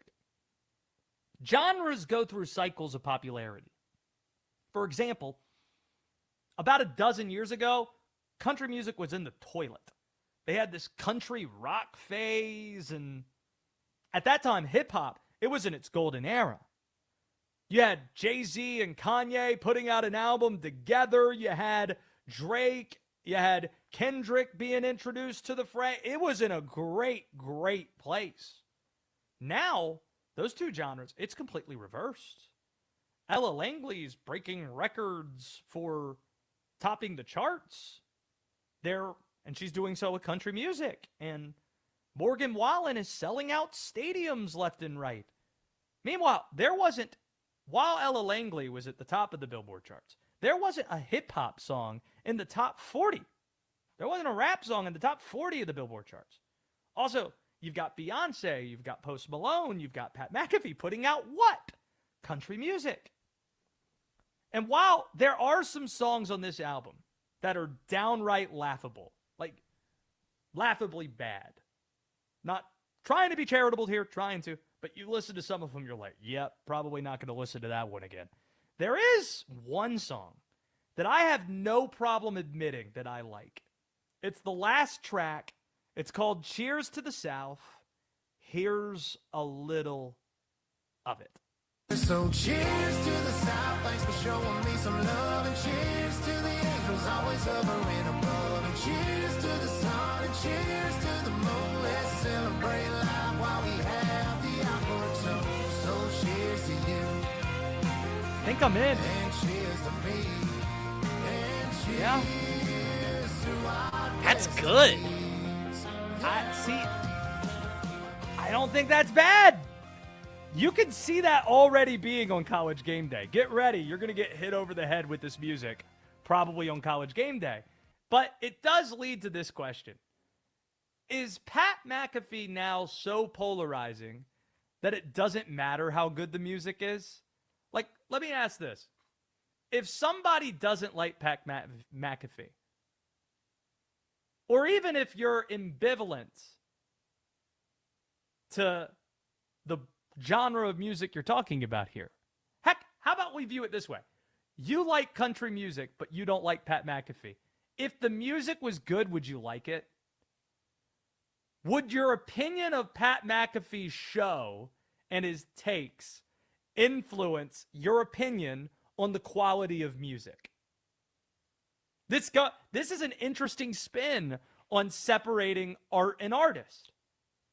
There are some people that still rock Will Dalton, for example, with Michael Jackson 10 toes down, while others don't. I Believe I Can Fly by R. Kelly. I sang it at karaoke one time, and then the DJ picked up the mic and said, by the way, that person's a terrible person. Got it. But that's still a great song. I used to think that I could not go. I'm sorry, it's a good song. I mean, Kanye, we're dealing with that in real time. That is a thing that happened. 100%. It was after we went to a T-Pain concert. It was great. That's another story. But is Pat McAfee so polarizing that the takes influence your opinion on the music? And when will we see these songs performed? Can he perform them? Because it sounded like there was quite a bit of auto-tune on it. Here's another question. Can Pat McAfee play an instrument? Don't know the answer to that. Just see him in a tank top saying, bro, this guy's a dog. That's our experience with him and watching him punt. Quite a bit of this album is dedicated to talking about his critics, which is why you might imagine the album title is Diary of a Polarizing Person. This might be the most pointed of his lyrics, though. This is from a song that is titled Outlaws. Bunch of puppies with some pins with on them Muppets as their friends, saying that we ruin sports television again. They get a script and follow it. Want the last 100 years the same as tomorrow. It appears to appear as your peers is a job with no fear that careers being cleared is the pride. Pulling strings on the things, lest the kings run the mob. Institute all the students, then it just becomes a lie. So having your own thoughts somehow became unique. Now authenticity's validity can break the wings. Yeah. Good job on Will Dalton's part for finding the only portions of this album that do not feature cursing in it. So that's good. Talking about ruining sports television, calling the people criticizing him with the pins puppets. Get it? They're outlaws, Will. That's why the song is titled Outlaws. So is the album great? No. Is it better than what you would expect from Pat McAfee? Yes. That's what we'll take. And there are a few songs that if you turned it on, you might say, is that Jelly Roll or is that Pat McAfee? Don't know the difference. And that's a compliment to Pat McAfee. Like if you saw Jelly Roll out there and he hit a punt and you're like, I don't know if that punt was hit by Jelly Roll or Pat McAfee, you'd say that's a compliment to Jelly Roll. That's actually a fair assessment, by the way. Thank you. I get it. Thank you. That's what we're trying to do here. Because it seems now, if he can do this, if McAfee can do this and not jump the shark, how can he get even bigger than this? Could he be in movies? Like we were talking about this as the end of Travis Kelce's. Like, all right, Travis Kelce's career ends. What's next? Movies, big dumb action. What if it was starring Pat McAfee? What if Pat McAfee was trying to take the Sylvester Stallone, Arnold 80s route and make some dumb action movies? Politics? He just appeared at an event with the president. Is Pat McAfee going to be the president 20 years from now? I don't know. I saw somebody say, I think it was Chuck Klosterman on Bill Simmons' podcast, that Sophie Cunningham was going to be the vice president 20 years from now. Pat McAfee, Sophie Cunningham ticket? I don't know. 20 years from now? It'd be polarizing, that's for sure. It'd get the people going. Just like this album, getting people going. So cheers to the South. Cheers to Pat McAfee. Not to all the songs, but cheers to country music. Happy to see the comeuppance that genre's having. The last thing, you know what country music needs to put a nice little bow on this resurgence that they've had? They need a halftime show. They need the Super Bowl halftime show. Because remember what the story was from February? Well, yeah, you had Bad Bunny, and then there was the alternative halftime show, which featured some country acts. Like, what if the NFL decides to take a hard left turn and say, you know, after the last few years of going in hip-hop and R&B and going into the Latin space, we're going to take a hard left turn. Morgan Wallen's the halftime show. Deal with it. would be interested to see what the blowback would be. Like Morgan Wallen halftime show. We here for it? I don't know. But that's the thing that, as far as I know, I don't think there has been a country music halftime show at the Super Bowl. So if there was going to be one, who would it be? Would Morgan Wallen get it? I don't think so. Would Luke Combs get it? Don't think so. Post Malone? Would that That qualify? would be my nomination. That would be what I would like to see. Would that count for country? Don't think Jelly Roll's big enough if Luke Combs and Morgan Wallen aren't. But we're asking, all we're doing is asking questions here. That's what we're trying to do. How about, here's an idea, Pat McAfee, Super Bowl halftime show. God, people would lose it. I think Post Malone's the answer. Because you get a little bit of everything. You get his hip hop, it would qualify as country. Like he's good enough and deep enough in it. So that's the question, though. Whether or not it qualifies as country. That's what I'm asking here. Football season, it's pretty much here, man. That's the part that's most exciting today. Like, if you want something to encourage you on this Sunday, if you're getting the feeling, man, work is coming tomorrow and getting kind of bummed out by it, be encouraged by this fact. Starting with the weekend we just enjoyed, we're going to have football every weekend between now and February. We've made it. We've made it. The NFL season culminates on Valentine's Day, the day after the Super Bowl. People have lobbied for a long time to have the day after the Super Bowl be a national holiday. Well, guess what? Guess what, friends? This year it actually is. President's Day is the day after the Super Bowl this year. So it is a national holiday. The NFL says you're welcome. Busy. Football all over the place. In North Carolina, high school football kicked off on Friday nights. Got the preseason games. We're less than 2 weeks away from watching Wills, North Carolina Tar Heels get their brains beat in by TCU in Ireland. Didn't get to that in Graham's Gambling, but do you want to take a guess what the point spread is for that game, Will? This is fun. Me trying to guess point spreads. We always like to play this game. Oh, yeah, you're awful at it. I forgot. Sometimes I hit, though. I'll say this is a 14.5 point spread. It's probably like I said, Will Dalton's really bad at it. TCU minus 7.5. TCU minus 7.5 is the spread. So it's not as bad as I thought. You got Virginia, NC State the same day. That game was supposed to be in Brazil, but it's now a conference game in Charlottesville to open up on week 0. It's close. It's less than 2 weeks away. Up next, a much better football messenger in the state of Indiana than Pat McAfee, believe it or not. Keep it here on The Josh Graham Show. There's still 2 QB battles ongoing. In Cleveland, it's Deshaun Watson or Shedeur Sanders. And Atlanta's between Tua Tagovailoa or Michael Penix Jr. When the starter's named, we'll let you know. Westwood One Sports.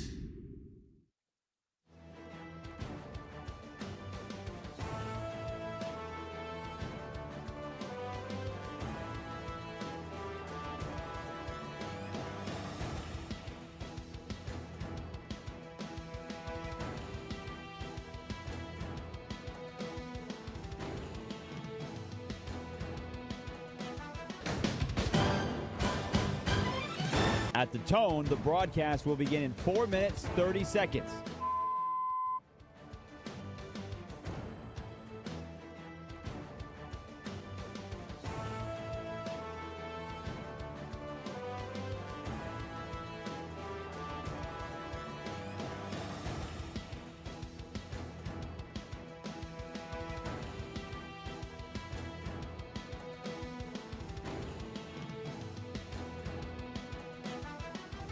At the tone, the broadcast will begin in 4 minutes.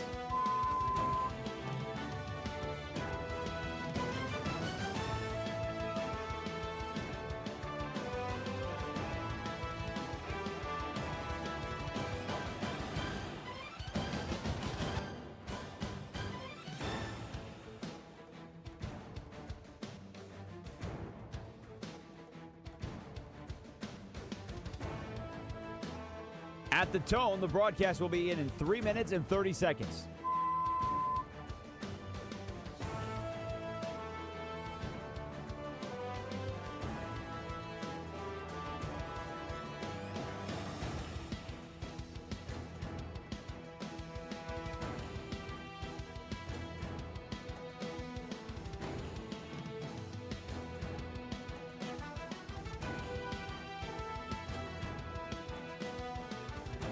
At the tone, the broadcast will begin in 3 minutes.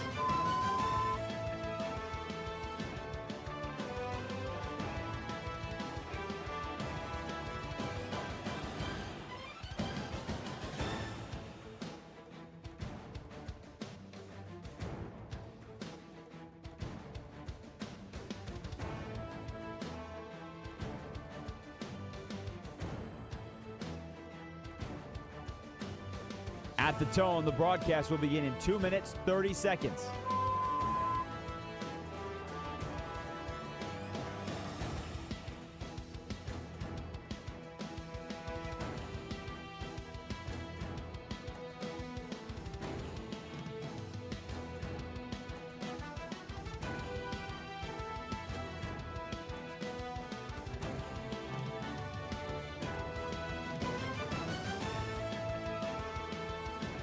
At the tone, the broadcast will begin in 2 minutes.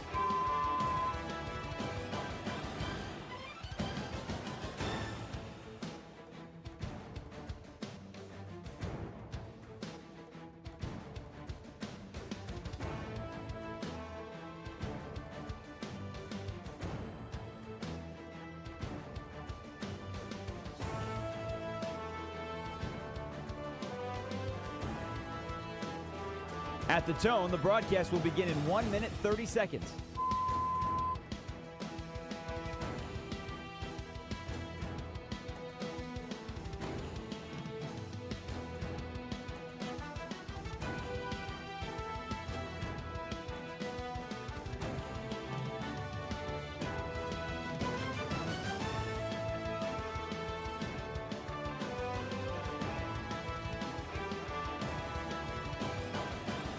At the tone, the broadcast will begin in 1 minute.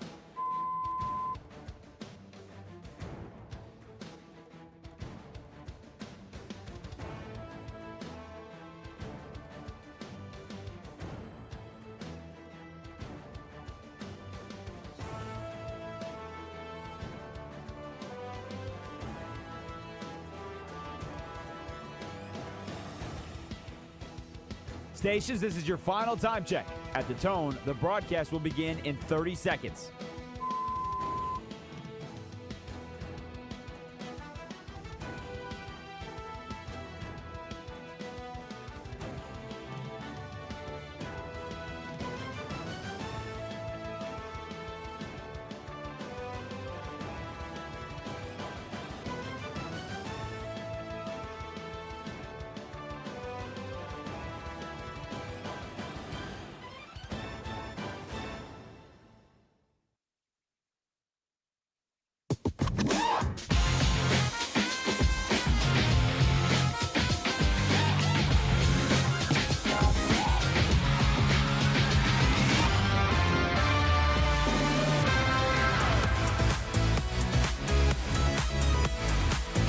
Westwood One Sports presents Josh Graham. That's me. It's the Josh Graham Show. We're asking you this question. Curt Cignetti, lovable or obnoxious? Where is he on that spectrum if those are the two extremes? Lovable, obnoxious. 310-840-4910 if you want in on the program talking about the national championship winning Indiana coach.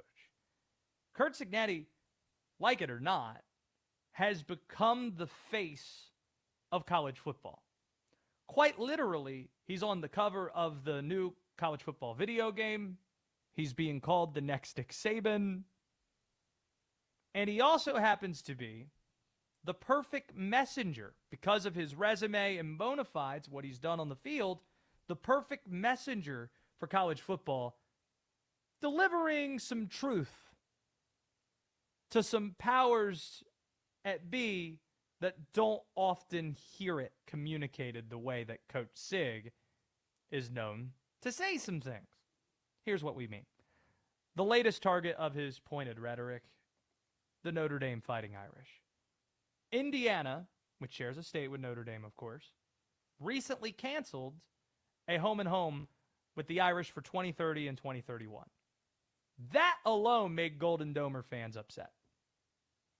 And when Coach Sig was asked about that cancellation heading into the weekend, his answer made those fans go from being upset to being irate.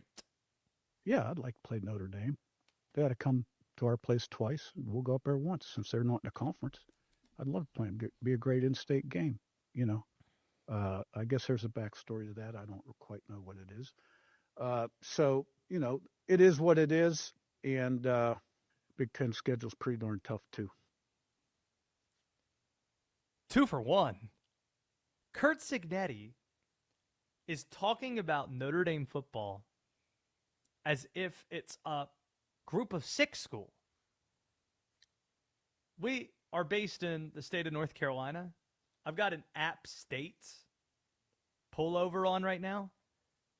This is the type of stuff you'd pull if you're NC State or North Carolina, ACC schools in North Carolina talking to App State. Yeah, we'll play you at your place, but you got to come visit us twice.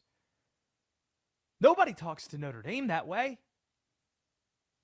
Honestly, Curt Cignetti, when he said that about Notre Dame, I had a similar reaction to Catherine Hahn's character in Step Brothers when John C. Reilly punched Adam Scott in the face. Just gonna want to roll Curt Cignetti into a ball. Won't finish that line, though.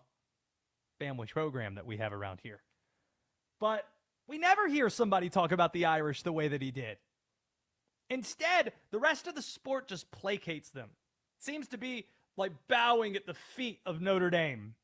Seems that every conference college commissioner has ties to South Bend and the top ADs, you name it. And like a spoiled kid, Notre Dame expects to get special treatment all the time. 2020, all the conferences are only playing conference games. Notre Dame's not in the conference. Well, you're out of luck, right? No. The ACC rescues Notre Dame, giving them a lifeline, letting them be in the conference for 1 year, not strong-arming them and forcing them into the conference at that point when they had leverage. No, they were nice. They were nice when Notre Dame needed help. And then months later, they're going to their media friends telling them that, no, it wasn't the ACC that saved us. It was actually Notre Dame that saved the ACC and in turn saved college football by convincing them to play. Really, Notre Dame? Really? Honestly, they're narcissists if they believe that that's true. And then last year, remember what happened? They get left out of the playoff because they go 10-2. They don't have a conference championship game, and they lost 2 games against the only 2 good teams they played the entire year. Oh, we were robbing. You know what? We're not going to play in a bowl game. We're going to take our ball and go home. Didn't play in a bowl game, Notre Dame. And then got mad at the ACC because the ACC advocated for Miami over Notre Dame. You know, a Miami team that's actually in the conference. Not has this weird relationship where you expect special treatment. This is the truth.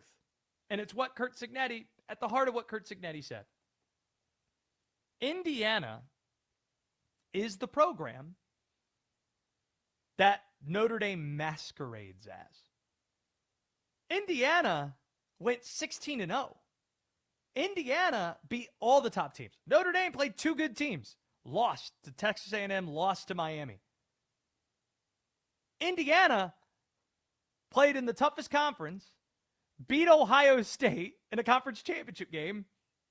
They beat down Alabama, beat Oregon, beat Miami, who, again, Notre Dame could not beat. Won the national freaking championship. When was the last time Notre Dame won the title? 1988. You tell me how Notre Dame is any different in college football than the Dallas Cowboys are.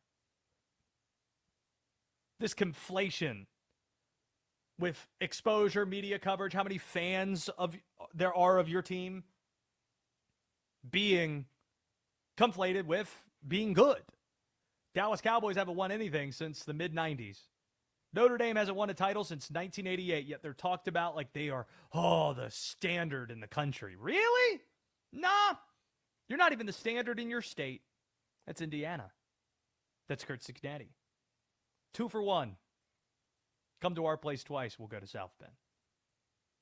Notre Dame wasn't Cignetti's only target this offseason, though. He also went after the entire Southeastern Conference.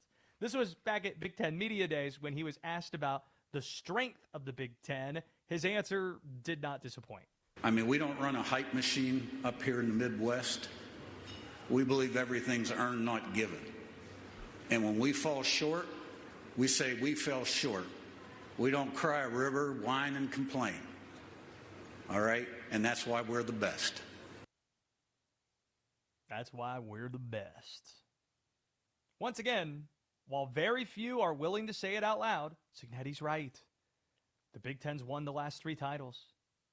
The SEC is whining. They have an existential crisis on their hands. They're in denial. They think because they have more fans that means they're better on the field, which they're not. By the way, it's not even by a close margin. The SEC hasn't come close the last 3 years. They haven't even had a finalist the last 3 seasons. Listen to what we're saying. Is this thing on? Yeah. The Big Ten's won the last 3 national championships. The SEC hasn't even had a team make the championship game the last 3 years. It's not close. And by the way, that run is likely to continue in 2026. Ohio State and Oregon. They're the 2 best teams. And Indiana's going to be somewhere in the top 5. But ultimately, the question is this, and it goes back to what we asked. Lovable or obnoxious? 310-840-4910. What is Curt Cignetti? When's the public going to turn on him? Right now, the quips, they're fun, they're cute. But eventually, with rhetoric like this, the public always turns, especially if you're dominant in your sport. Because it goes from being, all right, you're cute, to being pompous, arrogant. And we don't like that. There's almost this sense that we need to see if last year was a fluke for Indiana. Because we still aren't fully there. They had this dominant season, but it's 1 year. That doesn't outweigh the entire history we've had with that program, largely of them being laughable. So if they're terrific again and he continues to be, shall we say, crotchety, then it starts to get annoying. Then that schedule or lack thereof becomes more of a critique. 310-840-4910 right now. Let's get to the audience. Let's go to Mitch. He's in New Jersey. Mitch, lovable or obnoxious, Curt Cignetti? Kind of lovable. It's a feel-good story from a small school. They've been good just for 2 years. They're not a powerhouse. They are not a small school. They have the largest alumni base in the United States of America, Indiana. No, I meant where he came from. I got you. Madison. I got you. Yeah, that's I was what about to say. They haven't been the Wait. greatest football program, but we're not saying that about Indiana. Just for 2 years, but USC is going to finish ahead of them. They won't even finish the top 7. He got there thanks to Fernando Mendoza, and hopefully he can do the same for the Raiders. Well, hold one second. They were top 7 the year before that. Lost 1 game, and they didn't have Fernando Mendoza. What are you talking about? Well, I forgot. Well, he's a third-string quarterback for I forgot what team. I stand corrected. I apologize. I will never be wrong again. Mitch. Thanks, Josh. All right, thanks, Mitch. I appreciate the call. It's good to hear you. See Lemony Snicket's right in. It's important to remember that this is the guy, Josh Graham, told everyone to take the over on South Carolina's win total this year without even going through their schedule. What? Yeah, we're taking the over on South Carolina. Went through every game of their schedule. And would absolutely take the over. Just because they're the only team in the SEC that does not play the top teams in the conference. Or, pardon, they play the bottom 3 teams in the conference. They play Kentucky. They play Mississippi State. And they play Arkansas. They play the 3 worst teams in the conference. That's the reason why we like South Carolina. And Mike Shula's a bad offensive coordinator. And replaced by Kendall Briles, I think that's an upgrade. They missed Dal Loggins a good deal last year. So, yeah, and they've been Clemson's daddy of late. I really like their schedule. Like, when you look at it, They don't play Texas, who I think's better than Georgia. They do play Georgia. Every SEC team gets either Texas or Georgia. I love their schedule. And I think that the odds are favorable because of the setback of last year, some people getting off the scent. So I don't quite know what you're talking about there, but that's okay. 310-840-4910 if you want in. We got not Graham's Gambling. We already did that. We've got unusual questions a half hour from now where you can call in and let us know. Hey, I've got this thing that's on my mind. It might not even be sports related. I want to ask Josh about it. Let's go to Tommy. He's in Michigan. Tommy, 310-840-4910. Lovable or obnoxious? Yeah, real quick. Cignetti? I love the Big Ten. I think Indiana, unfortunately, they may be like a little one-year flash thing. I think Ohio State is so strong, Oregon, and I hope my beloved Wolverines, I always root for them. Hopefully they'll be there with a new coach and second-year quarterback. He's coming on. So I think the Big Ten is going to keep pushing along, but I think Indiana is going to drop off. It was like, yeah, thank you, but they're not going to keep it up like the Michigans and the Ohio States used to do in the Big Ten. Sorry. I hope. We'll see. We'll see. The Big Ten is certainly has a logjam at the top. Thanks for the call from Michigan, Tommy. I think Lemony Snicket needs to get out of the chat while he's leaking oil here. South Carolina's lost to Clemson twice in a row. Nope, 2-2 in the last 4. Got to make sure we get the facts right here on the show. And we try to do that from time to time. But, to quote Ron Burgundy in Anchorman once upon a time, maybe you need to sit the next couple plays out. Might do you some good, champ. I forget the full context of that. It's when they're sitting there. And was that when Brick said that he ate a big red candle? Nah, I think that was earlier in the movie when they were like in the meeting introducing Veronica.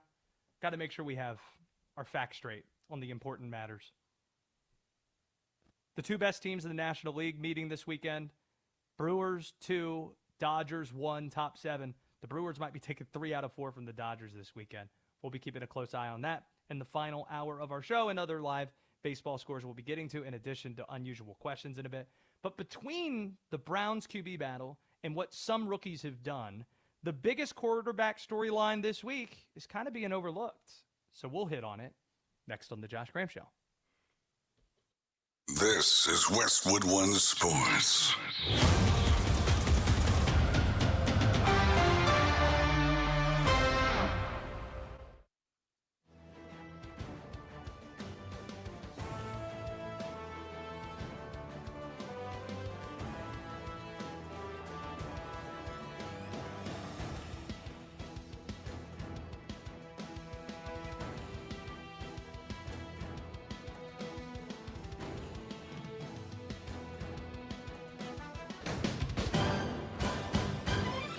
At the tone, the broadcast will begin in 4 minutes, 30 seconds.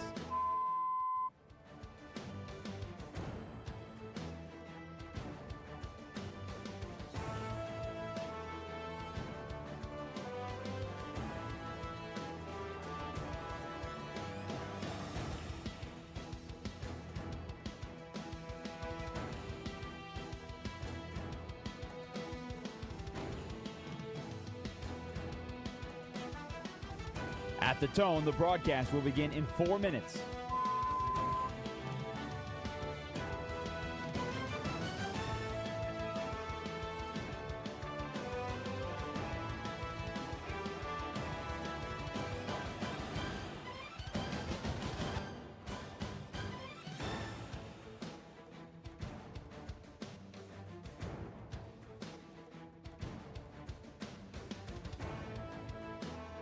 At the tone, the broadcast will begin in 3 minutes and 30 seconds.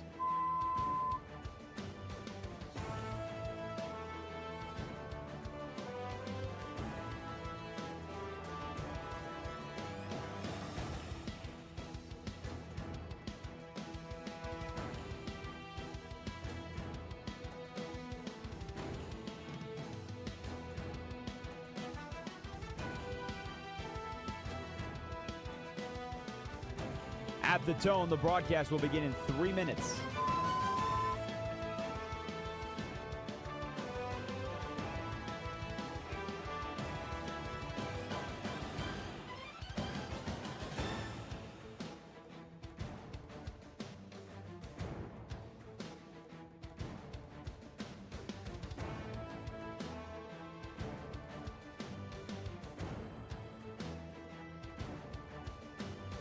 At the tone, the broadcast will begin in 2 minutes, 30 seconds.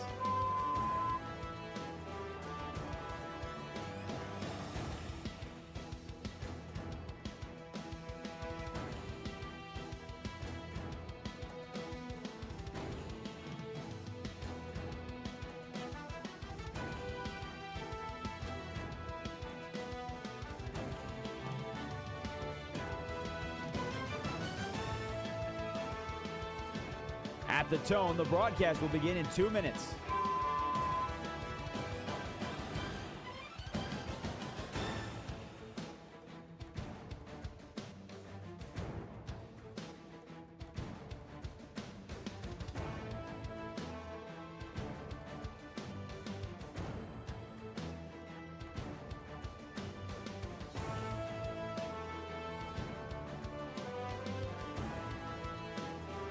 At the tone, the broadcast will begin in 1 minute, 30 seconds.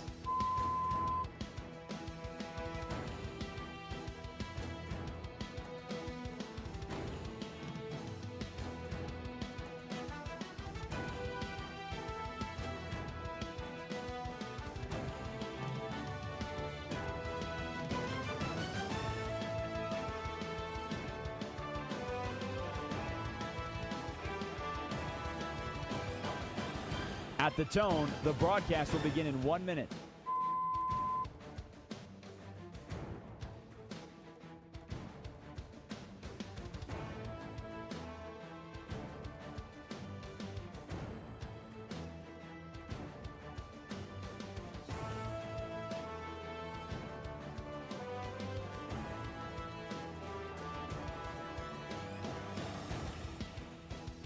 Stations, this is your final time check. At the tone, the broadcast will begin in 30 seconds.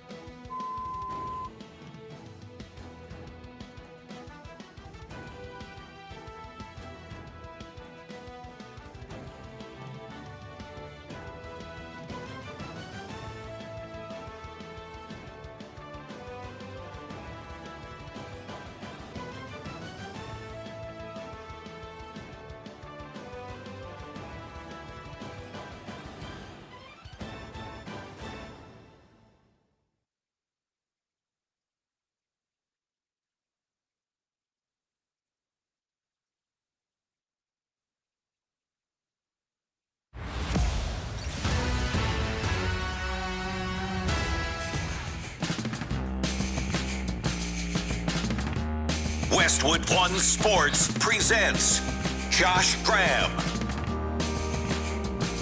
One more quick Curt Cignetti story before we turn the page back to the NFL here on the Josh Graham Show. Don't know if I've shared this before, but being based in the state of North Carolina, we have all these colleges around us. Have 4 ACC schools, repping Appalachian State today. I went to East Carolina University, a group of 6 school in the conference, or in that state, pardon. And prior to working at Westwood One and being on in 300 markets across the country and in Canada, I hosted the longest running sports talk show in the history of the top 50 market, that is the Piedmont Triad area. Talking about Greensboro, Winston-Salem, High Point. Was there for 7.5 years. And we were proud of what we did. When we first got started, I remember we had weekly interviews with the App State football coach at the time, who was Scott Satterfield. Later went on to Louisville, and he's now at Cincinnati.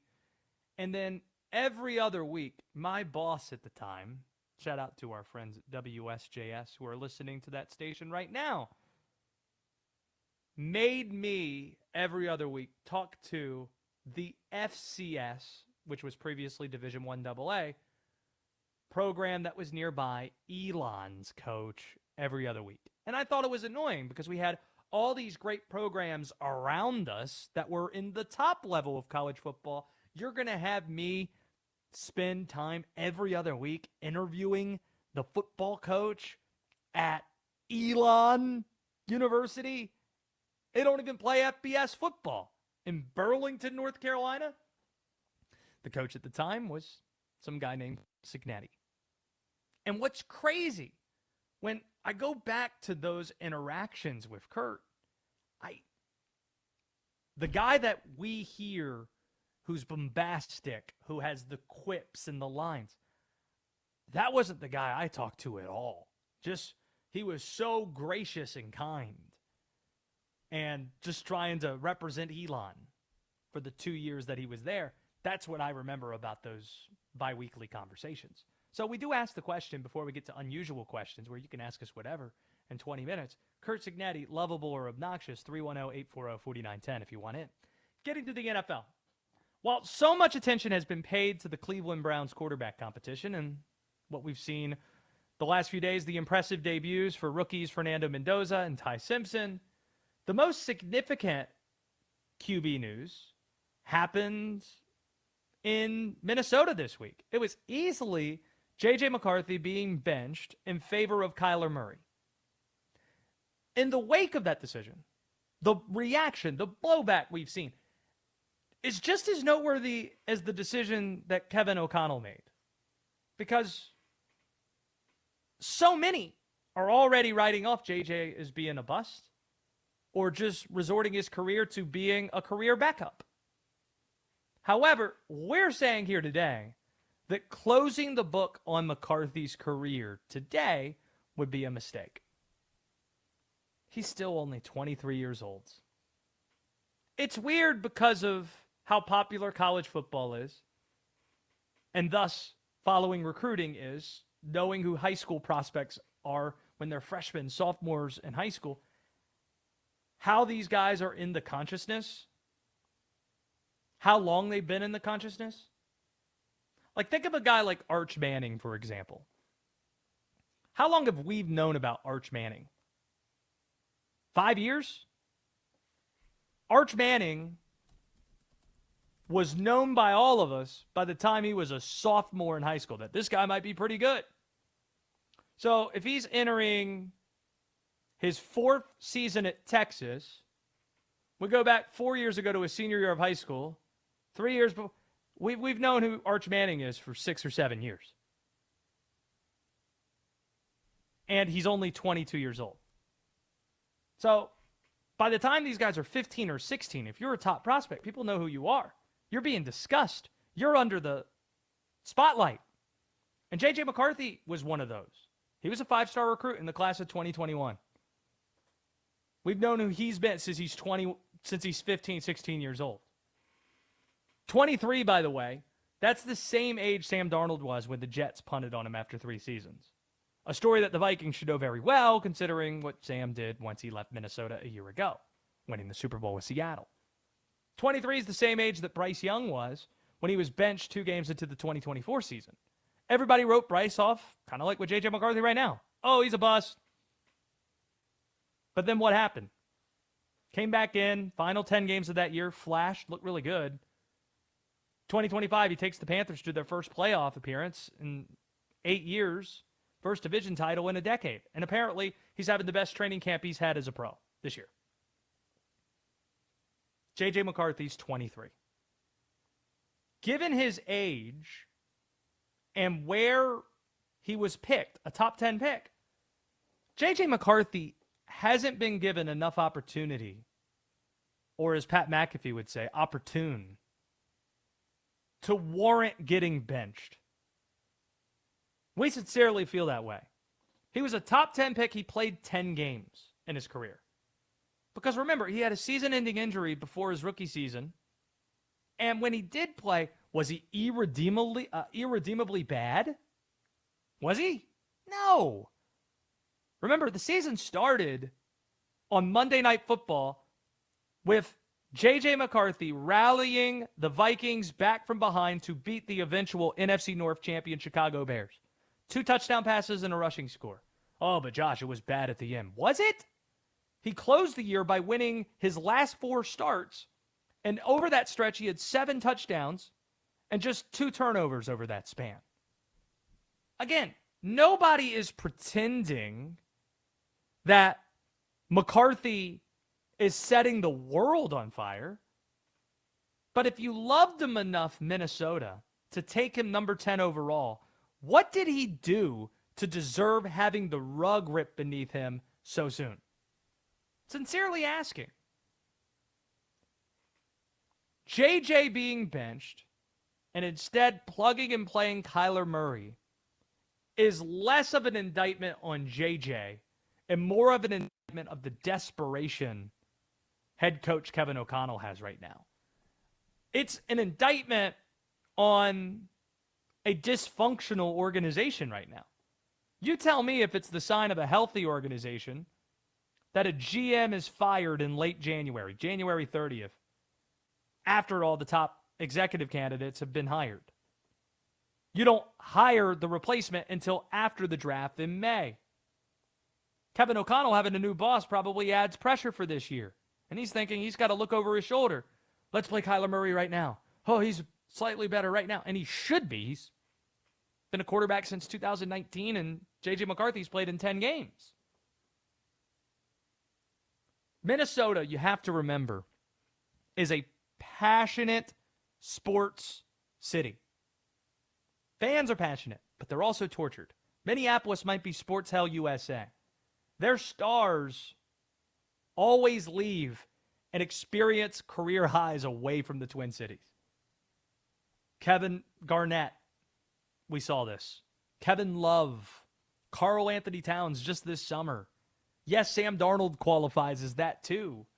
So maybe some of that is why the pressure is, oh man, with Seattle doing what they did, we got to get rid of Adolfo-Mensah, and now the pressure's on Kevin O'Connell. Oh, we need to plug a quarterback in right now. There's desperation. For JJ's sake, none of that's JJ's fault. For JJ's sake, it would be best for Minnesota to move him. Like the team we'll point to is, if there was a deal, Will Dalton, Drew Aller / Will Howard, and let's say a 4th-round draft choice for a top 10 pick from 2 years ago, J.J. McCarthy, who says no? I think you take it. Who? Or who's more likely to say no? Nobody? So let's just turn it in. Let's get the trade in there. Boom. You already made up your mind on J.J. McCarthy. How about bringing Aller, who had 2 touchdowns in his preseason opener, or Will Howard, who the Steelers say they like a ton? And then J.J. McCarthy could develop and be the future of the Steelers after, or get his opportunity to be the Steelers quarterback a year from now after Rodgers is done. Because Minnesota, they've made their bed. They need to sleep in it now. They got rid of Sam Darnold, and then this is what happens. They get rid of Sam Darnold, and now they become impatient all of a sudden. Can't be that reactionary in this business. You can't. That just doesn't work. 310-840-4910. We got unusual questions in about 10 minutes here on the Josh Graham Show, Westwood One Sports. However, and wherever you're listening or watching, greatly appreciate that. The other quarterback, by the way, the segment is sponsored by Progressive Commercial Insurance. They protect small businesses with affordable coverage options. Get a quote today at progressivecommercial.com. The other quarterback we wanted to talk about is Ty Simpson. Ty Simpson is already making a case for being QB2 in LA. And by the way, that's not a small thing. You might think, well, Josh, who cares? It's QB2. You should care about this because the Rams QB2 matters more than any QB2 across the country. The Rams are the biggest preseason favorites in nearly a decade. They're one of the 3 biggest favorites we've seen this century. That means it's kind of important to know who's one snap away from playing the most important position and being given the keys to this Porsche. And Matt Stafford is pushing 40. He's had injuries in the past. That adds emphasis on this position battle as well. Ty Simpson was terrific in his debut against the Chiefs. Clinical game management, mean that in the best kind of way. He took what the defense gave him. He carved up the Chiefs, 21 of 25, 2 touchdown passes, no picks. And this is after Simpson was the story of the NFL draft. The Rams, who have picked one other first-round pick in the last decade, take a quarterback in round 1 when they already have an MVP QB. And it seems there's a lot of heat being directed towards Simpson because of the shock value of that pick. Stetson Bennett, he should be worried about making the team now. You already know that Simpson's going to be on the squad. He's a first-round pick. He's the future of the franchise. But going into the weekend, the consensus opinion was that Stetson would be QB2 and LA would keep 3 quarterbacks. But if Simpson's already better than the soon-to-be 29-year-old Stetson Bennett, then what's the point of keeping Stetson? Especially if you want to keep a roster spot open for the potential return of 99 Aaron Donald. Sean McVay was asked about the QB battle after the Rams' preseason win against the Chiefs, and predictably, he had very little to say. Obviously, Ty had the majority of the game, got 25 attempts to be able to throw the football. But I thought he did a really good job, overall. And I thought Stetson with what he had. So we're going to continue to evaluate it like anything else. But it was fun to be able to see, live football, see how guys handled it. We haven't played tackle football in a long time. I mean, shoot, I got to get I was a little rusty myself. I went and started to shower before I came in here. Normally I was like, oh, shoot, I forgot I got to do the press conference. Yeah. Sean McVay. Almost taking the shower before doing the press conference. The LA Rams. Interesting stuff. Ty Simpson, QB2. They have joint practices this week. Looking ahead, and we'll see how that shakes out. A few guys, like the overreaction to the J.J. McCarthy benching is very similar to the overreaction we've seen to Ty Simpson when he was picked in the first round back in April, and that was the story of the NFL draft. Overreaction often is the case. Coming up, it is the highlight of our weekend. We call it Unusual Questions. You, for this segment and this segment only, get to call in and ask us anything. 310-840-4910. We love it. You love it. Call us now. 310-840-4910. Unusual Questions on the way here on The Josh Graham Show. The first weekend of the preseason games is in the books, and we're that much closer to the regular season. The Seahawks-Patriots Wednesday night opener is less than a month away. I'm so excited! I'm so excited! Westwood One Sports.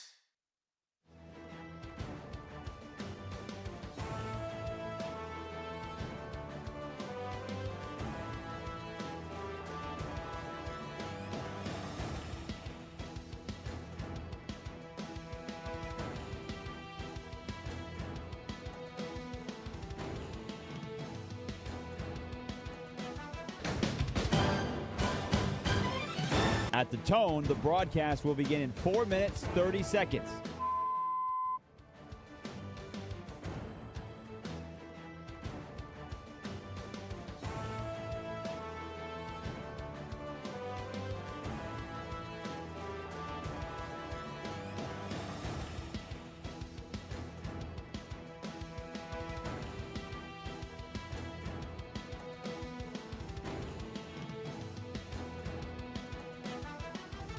At the tone, the broadcast will begin in 4 minutes.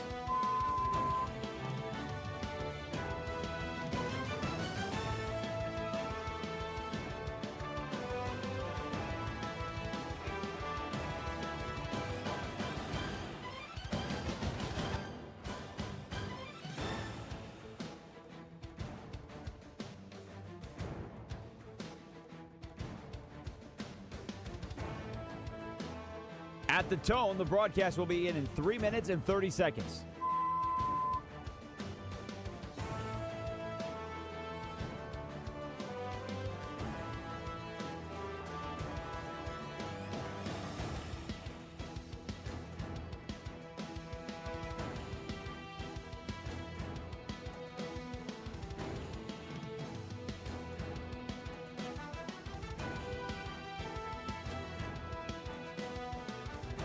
At the tone, the broadcast will begin in 3 minutes.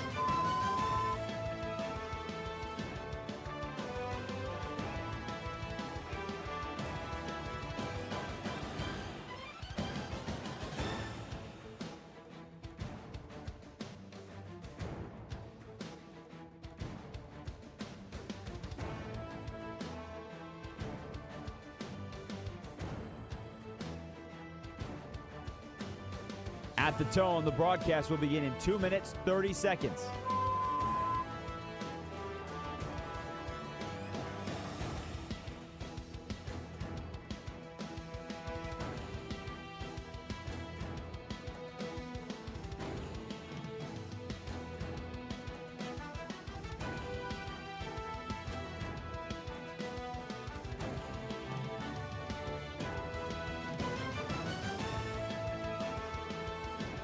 At the tone, the broadcast will begin in 2 minutes.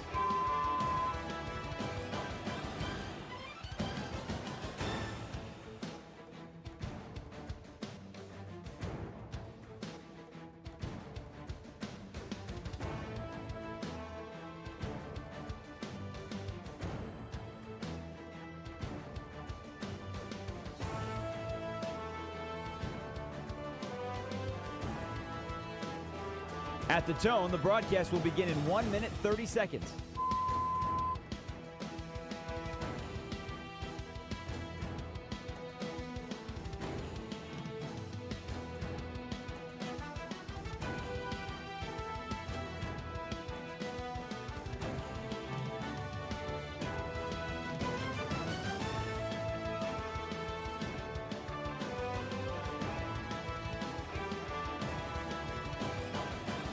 At the tone, the broadcast will begin in 1 minute.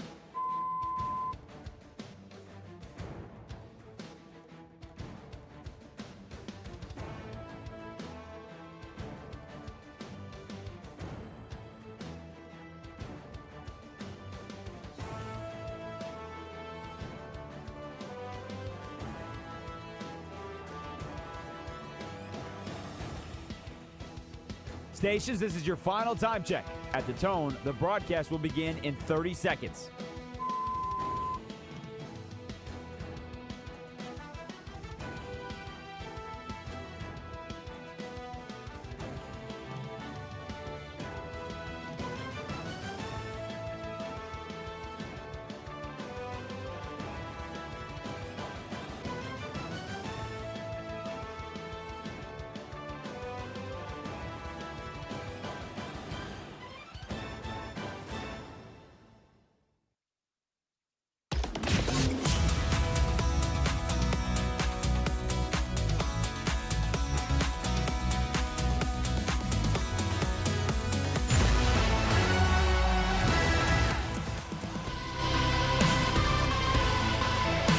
Westwood One Sports presents Josh Graham.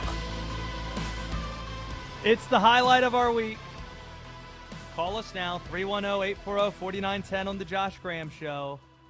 Unusual questions. Let's get to it.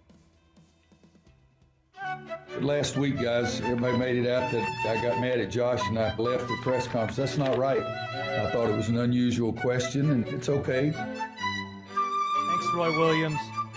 310-840-4910. Call us, ask us anything. It's the one segment a week where you can ask us whatever. Let's go to Jim. He's in Seattle. Jim, what's your unusual question? Yeah, what is your biggest grocery store pet peeves? Example, somebody having 30 items in a 10 items or less express line. Ooh, that's a great one. That's a great question. Obviously, we don't like the person who's in the express line because that's outwardly breaking the rules. But if we're going to assume that people are following the rules, there are still things that could be pet peeves.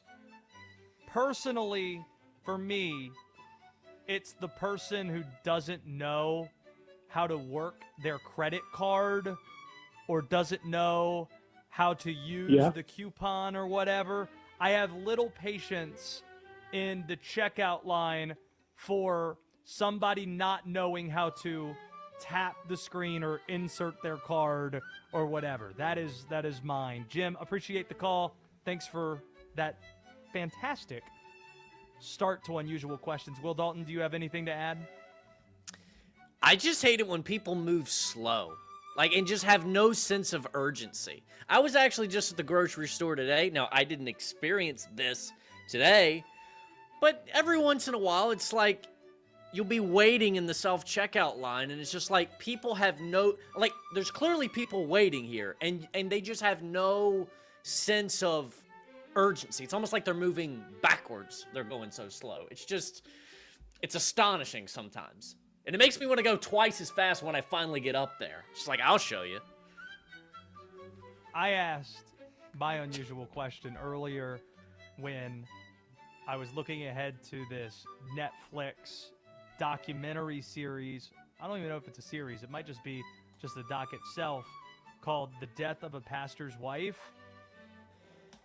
I was asking if anybody knew somebody involved in one of these true crime shows, or maybe even knew a criminal, because the story there is pastor's wife dies suspiciously in Myrtle Beach, South Carolina, and people think that the pastor might have been involved in it. And I told the story how the day I got engaged to my wife, I was at that church listening to that preacher pastoring, giving a sermon, preaching, and then on another occasion, I met the wife who's now deceased and the pastor, and they handed the table Jell-O shots.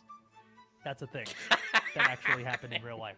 So it had me thinking about that. Can't wait to watch the series. 310-840-4910. That was my unusual question.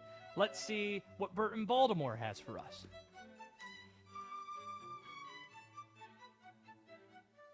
Burt, what do you have? You're on Unusual Questions here on the Josh Graham Show.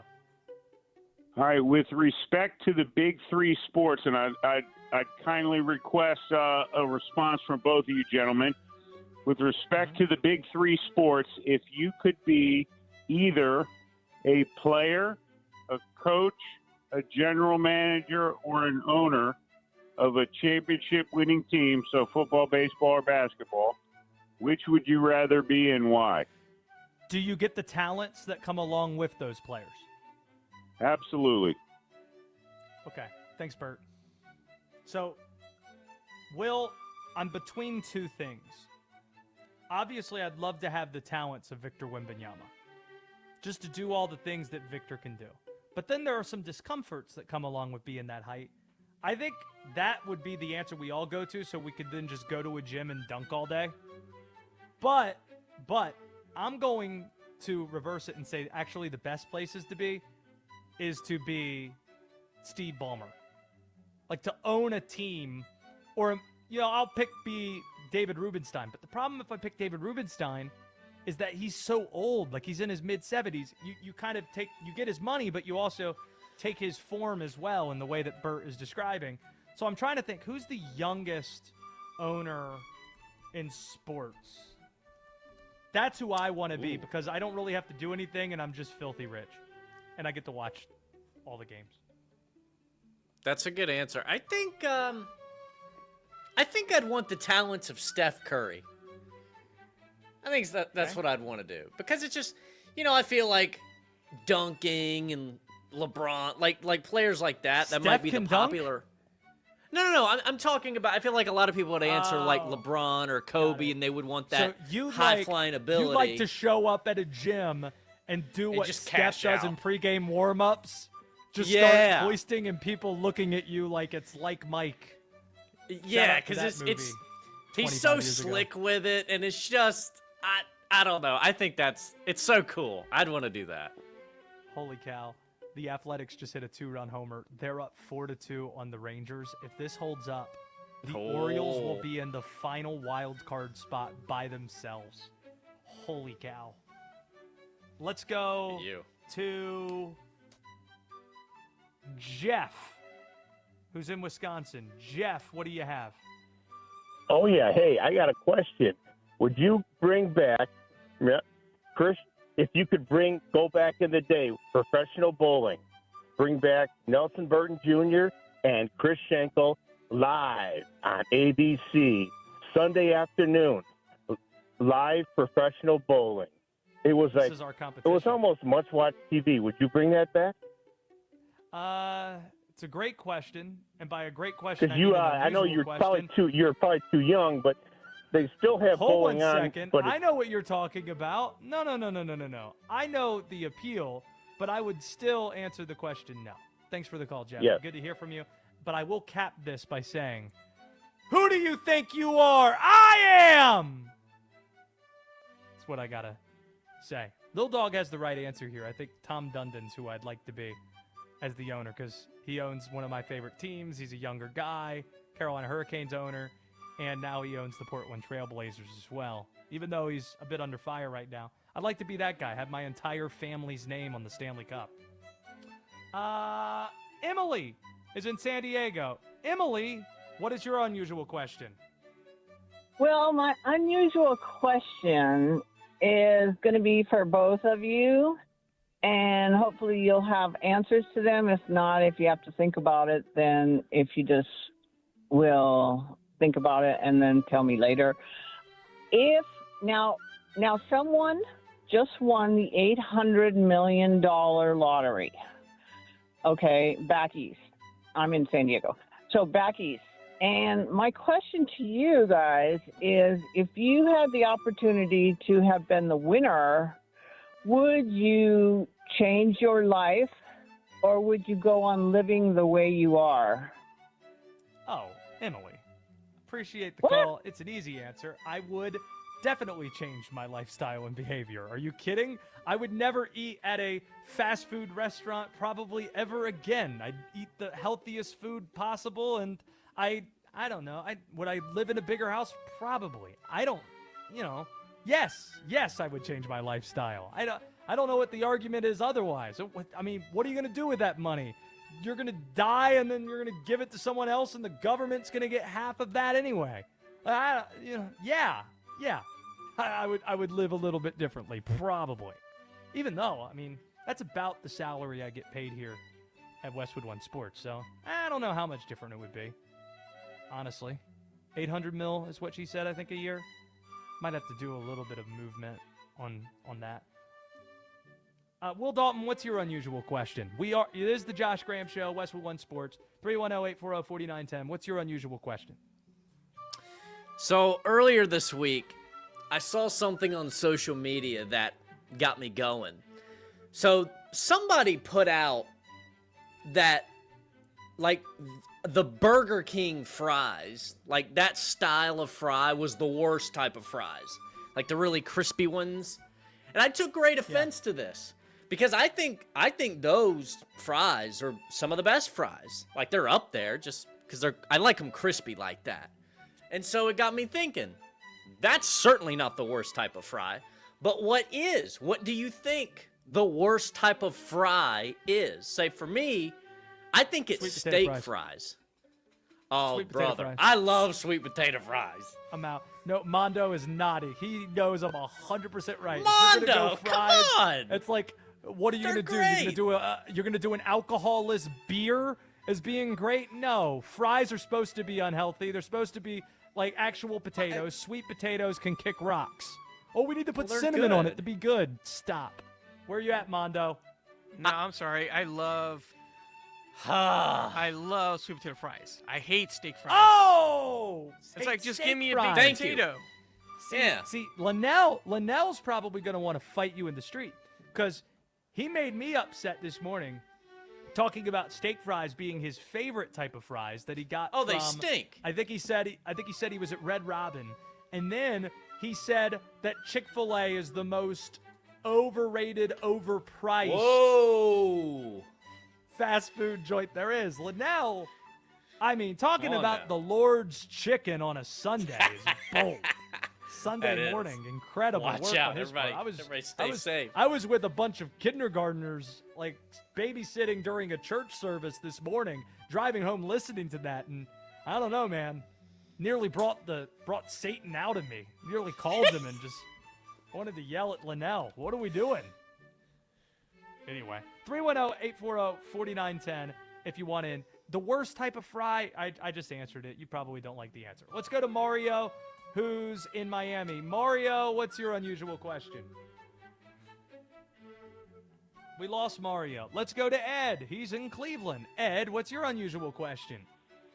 Hey, what's up, guys? Okay, who's hotter, Elvira or Morticia? Elvira or Morticia? Will Dalton, do you know who Elvira or Letitia is? Nope. Morticia, not Letitia. Well, Letitia. I don't know any of these She's people. fine too. I don't know who either of these people are either. Who are these people? Morticia Gomez from the Addams Family. Elvira, Mistress of the Dark. Oh, got it. I'll say it's a tie. What's your answer? You know what? I'm going to go with Morticia because she doesn't have to show skin. That's what excites you. Yeah, that's pretty well put. Thank you. Thank you for the call. I'm looking at the pictures now. Yeah, I think you're right on that. I think Morticia's the answer. There goes Ed in Cleveland. Thank you for having me Kind of like investigate Elvira. that. I kind of like Elvira. Of course you do. Sweet potato. Brian writes in, Patrick Mahomes is the youngest sports team owner in history as part owner of the Kansas City Royals, so I'd be Patrick Mahomes. You know, it's not a bad answer to the question, honestly. Not a bad answer. I thought it's a nice change of pace question on your part, Will. Usually you are right on the nose and your questions suck. But this week, not so much.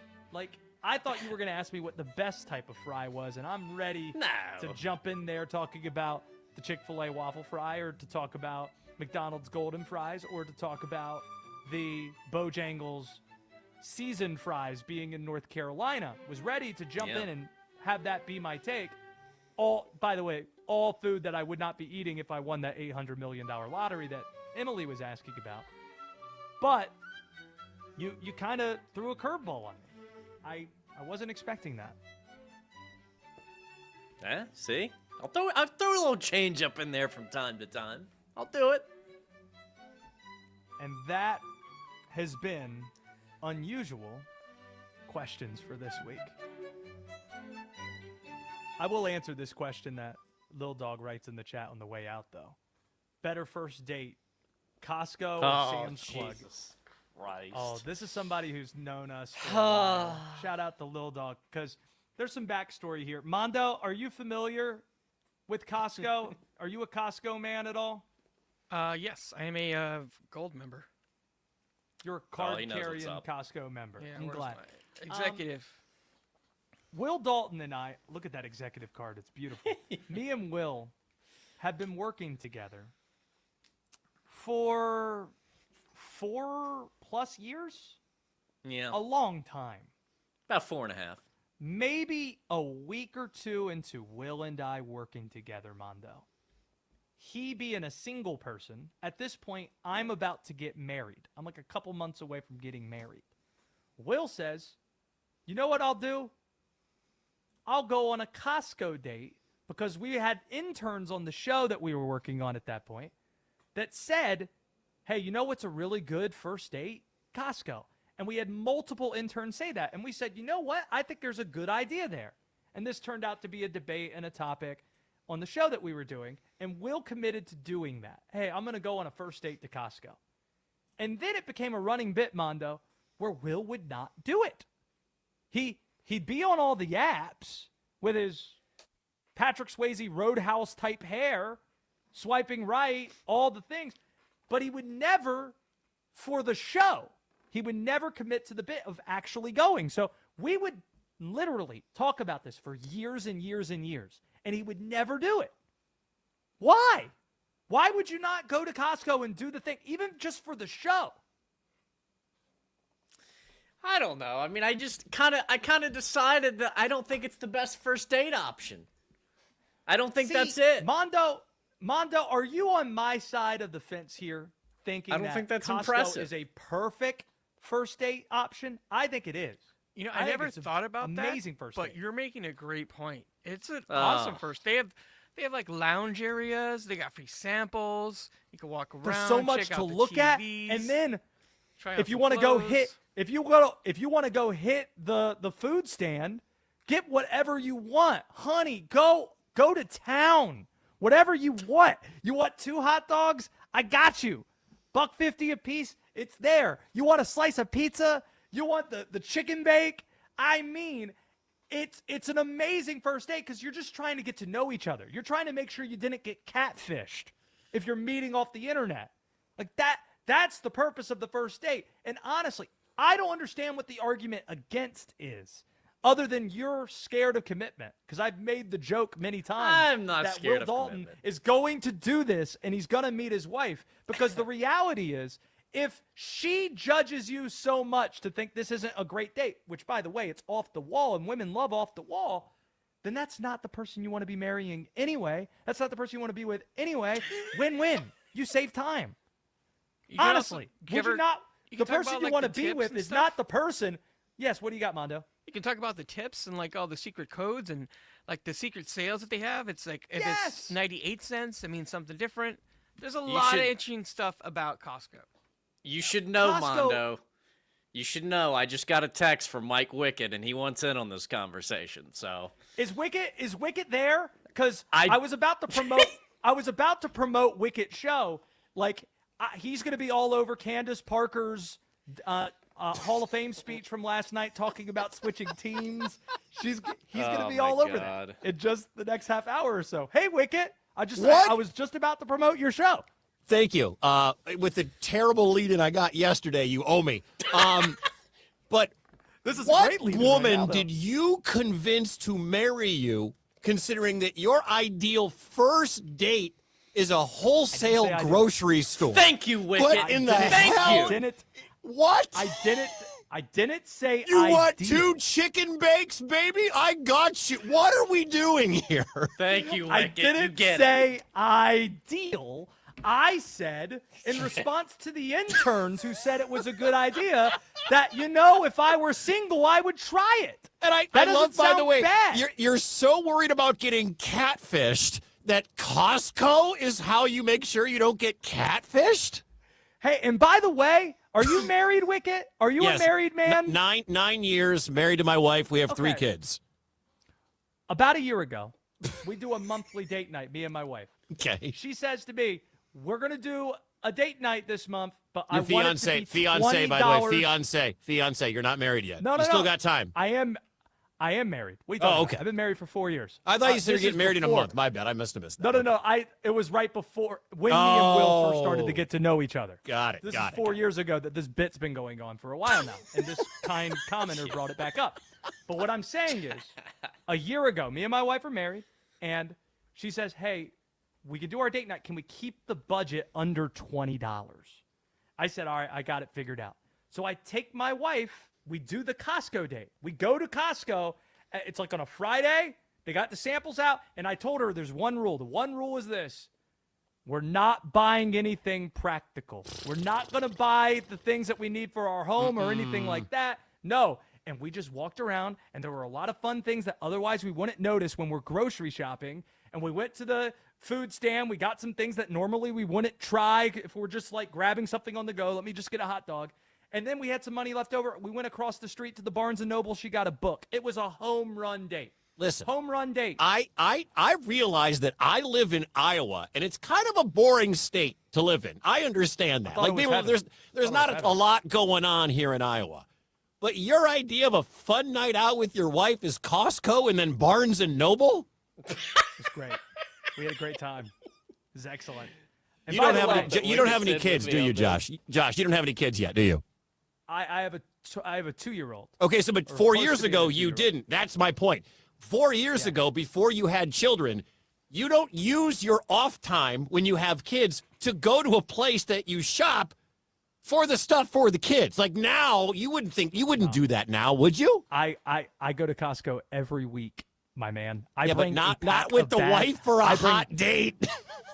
What? Well, she said that month less than $20, so we were just being a little bit flexible.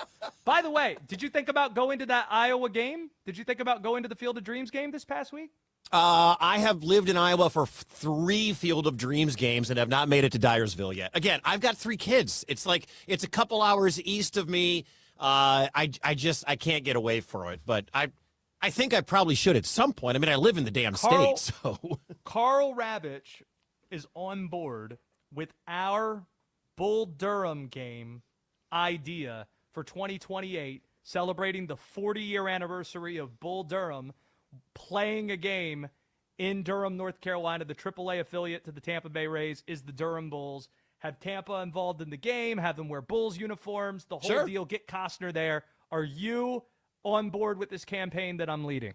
If it happens, I will join you in Dyersville at the Field of Dreams. No, this would be in Durham. No, we're going to play it in Durham. Oh, what are we playing in Durham for? Who cares about Durham, Dyersville, So yeah, bro? we can come on out to Durham. Game. We're Come talking about see the me. Bull Durham game. That's what we're talking about. The Bull Oh, Durham. so we're turning our back on Field of Dreams, and now we're going to Bull Durham. Bull Durham's and then in a a better couple of movie. years, we'll play in Cleveland, where the Indians/Guardians play. We'll do the Major League game. We'll get Charlie Sheen there and Wesley Snipes. Is this the new thing now? In addition to talking about Candace Parker switching teams, what else do you got on the Mike Wickett show? We'll set up a Carolina Panthers preview. So get excited for a talk of a team that went 8-9 last year but won their division. And Yeah. while we're teasing Get things, ready. Will Dalton, make sure to catch the Mike Wickett program that begins in the next 20 minutes. What do we have in Put It to Bed, Will? The worst possible place to take a nap. Costco. That's right. The Jonas Brothers will be going down under, performing halftime for Rams 49ers in Australia. Will Aaron Donald be on the field, making Kyle Shanahan call SOS? Westwood One Sports.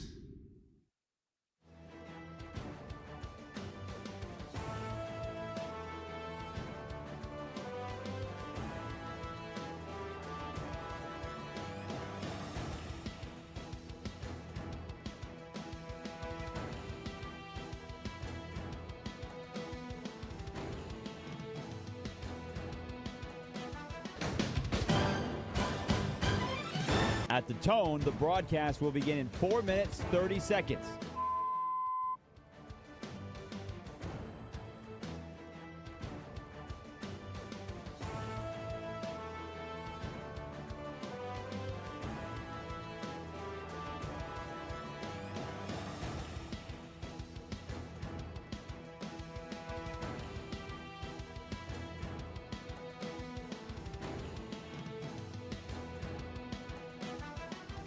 At the tone, the broadcast will begin in 4 minutes.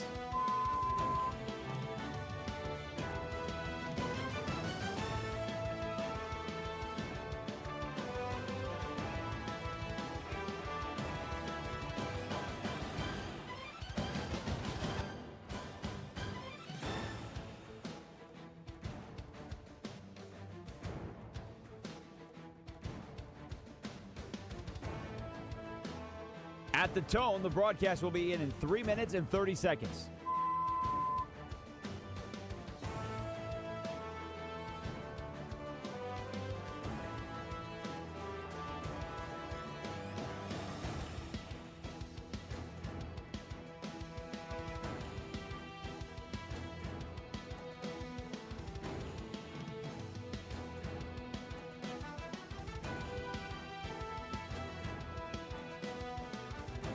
At the tone, the broadcast will begin in 3 minutes.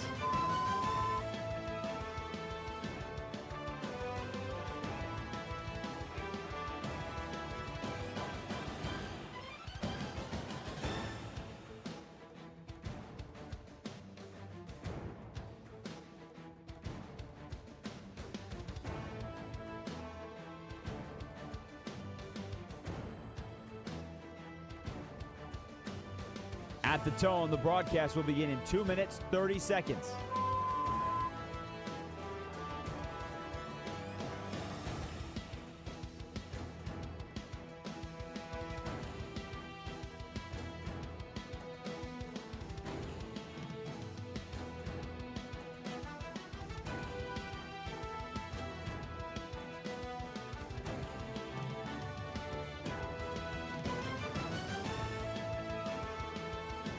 At the tone, the broadcast will begin in 2 minutes.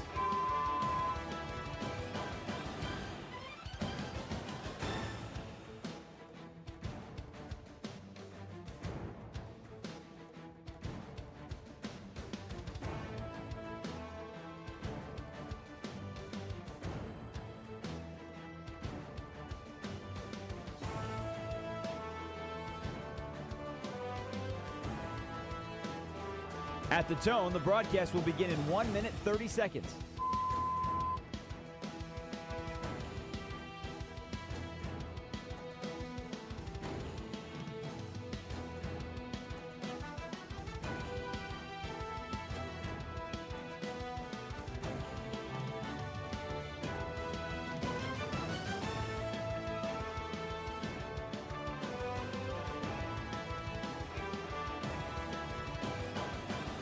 At the tone, the broadcast will begin in 1 minute.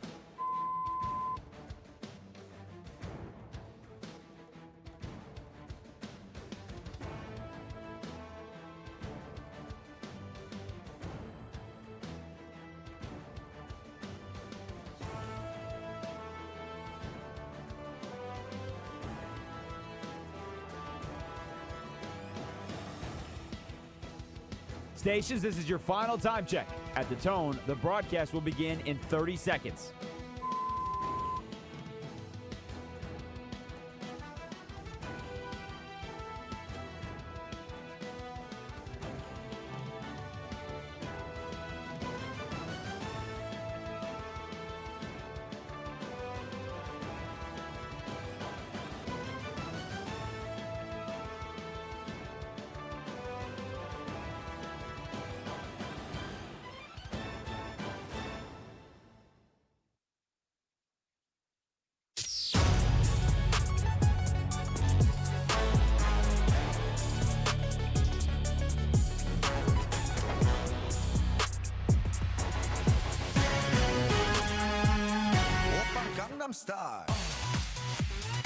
Westwood One Sports presents Josh Graham.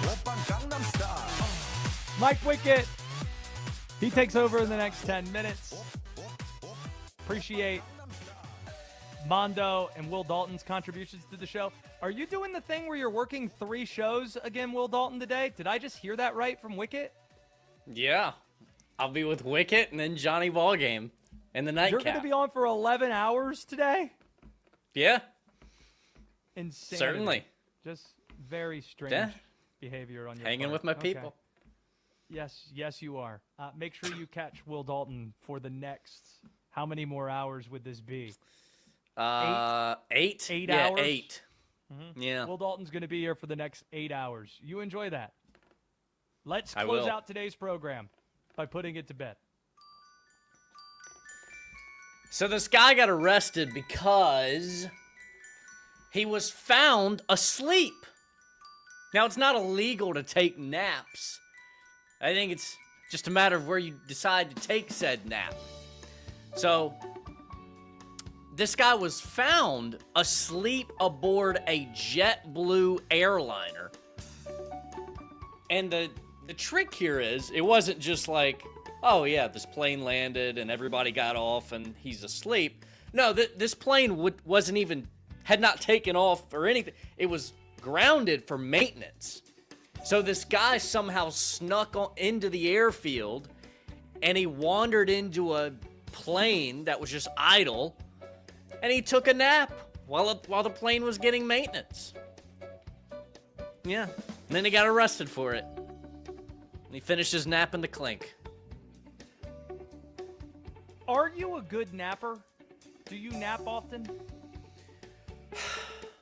I wouldn't say often, but like when I'm really tired, like when I've done an 11-hour shift, and the next day I might be a little tired still, yeah, I'll take a 20 to 30-minute power nap, and I feel great. But I don't do it often, though. It's nice when I can do it. I'm a big napper. I love to nap. You, though, strike me as somebody that would not be able to nap in funny places. Like, you need to be in a bed or on the couch with covers or whatever, because you know there are people that can just like sleep anywhere. Yeah, I'm not that guy. I mean, like in a car, yeah.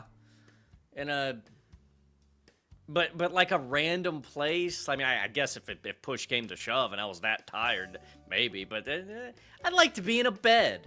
Or at minimum on a couch. You know, I like to be tucked in. It's the way I like it. One more check-in on the Major League Baseball scoreboard. Will Dalton, The Athletics have beaten the Texas Rangers 5-2. That means 2 weeks removed from trading Adley Rutschman, the Baltimore Orioles are in sole possession of the American League's final wild card spot with a 61-63 record. Unbelievable. This team has had you down bad a lot this year, and here they are. Here they are. If the season ended today, through 124 games, the Baltimore Orioles would be in the postseason. I can't feel my face right now. Meanwhile, the Milwaukee Brewers have taken a blowtorch to the LA Dodgers. 3 out of 4 in the series, Milwaukee 6, LA 1. By the way, the Orioles played a team that entered the weekend with the best record in baseball and on a 9-game winning streak, the Rays, went into their house and won the last 3, including today, 10-2. Like, baseball, to anybody that suggests baseball's broken or baseball isn't great, no, baseball's not the problem, you're the problem. Baseball rocks. And the fact that the Brewers are taking it to the Dodgers, and the Dodgers have looked awful since trading Tarek Skubal, and Tarek Skubal, by the way, was on the mound today, should tell you all you need to know. It's just an amazing game. Amazing that we're at this point with the Orioles in the playoffs with the final wild card spot if the season ended today. It's just outstanding. Love that. Man, honestly, don't know what else to add. It has me, there are a few things that have me speechless, not knowing what else to say other than wow. Like that kid with the Cardinals yesterday, his first 3 major league at-bats hitting home runs, including the first major league pitch he saw. But the Orioles today being in the final wild card spot in the American League, it's just, how can you not be romantic about baseball? Yeah. Mike Wickett's on the way. This has been the Josh Graham Show. This is Westwood One Sports.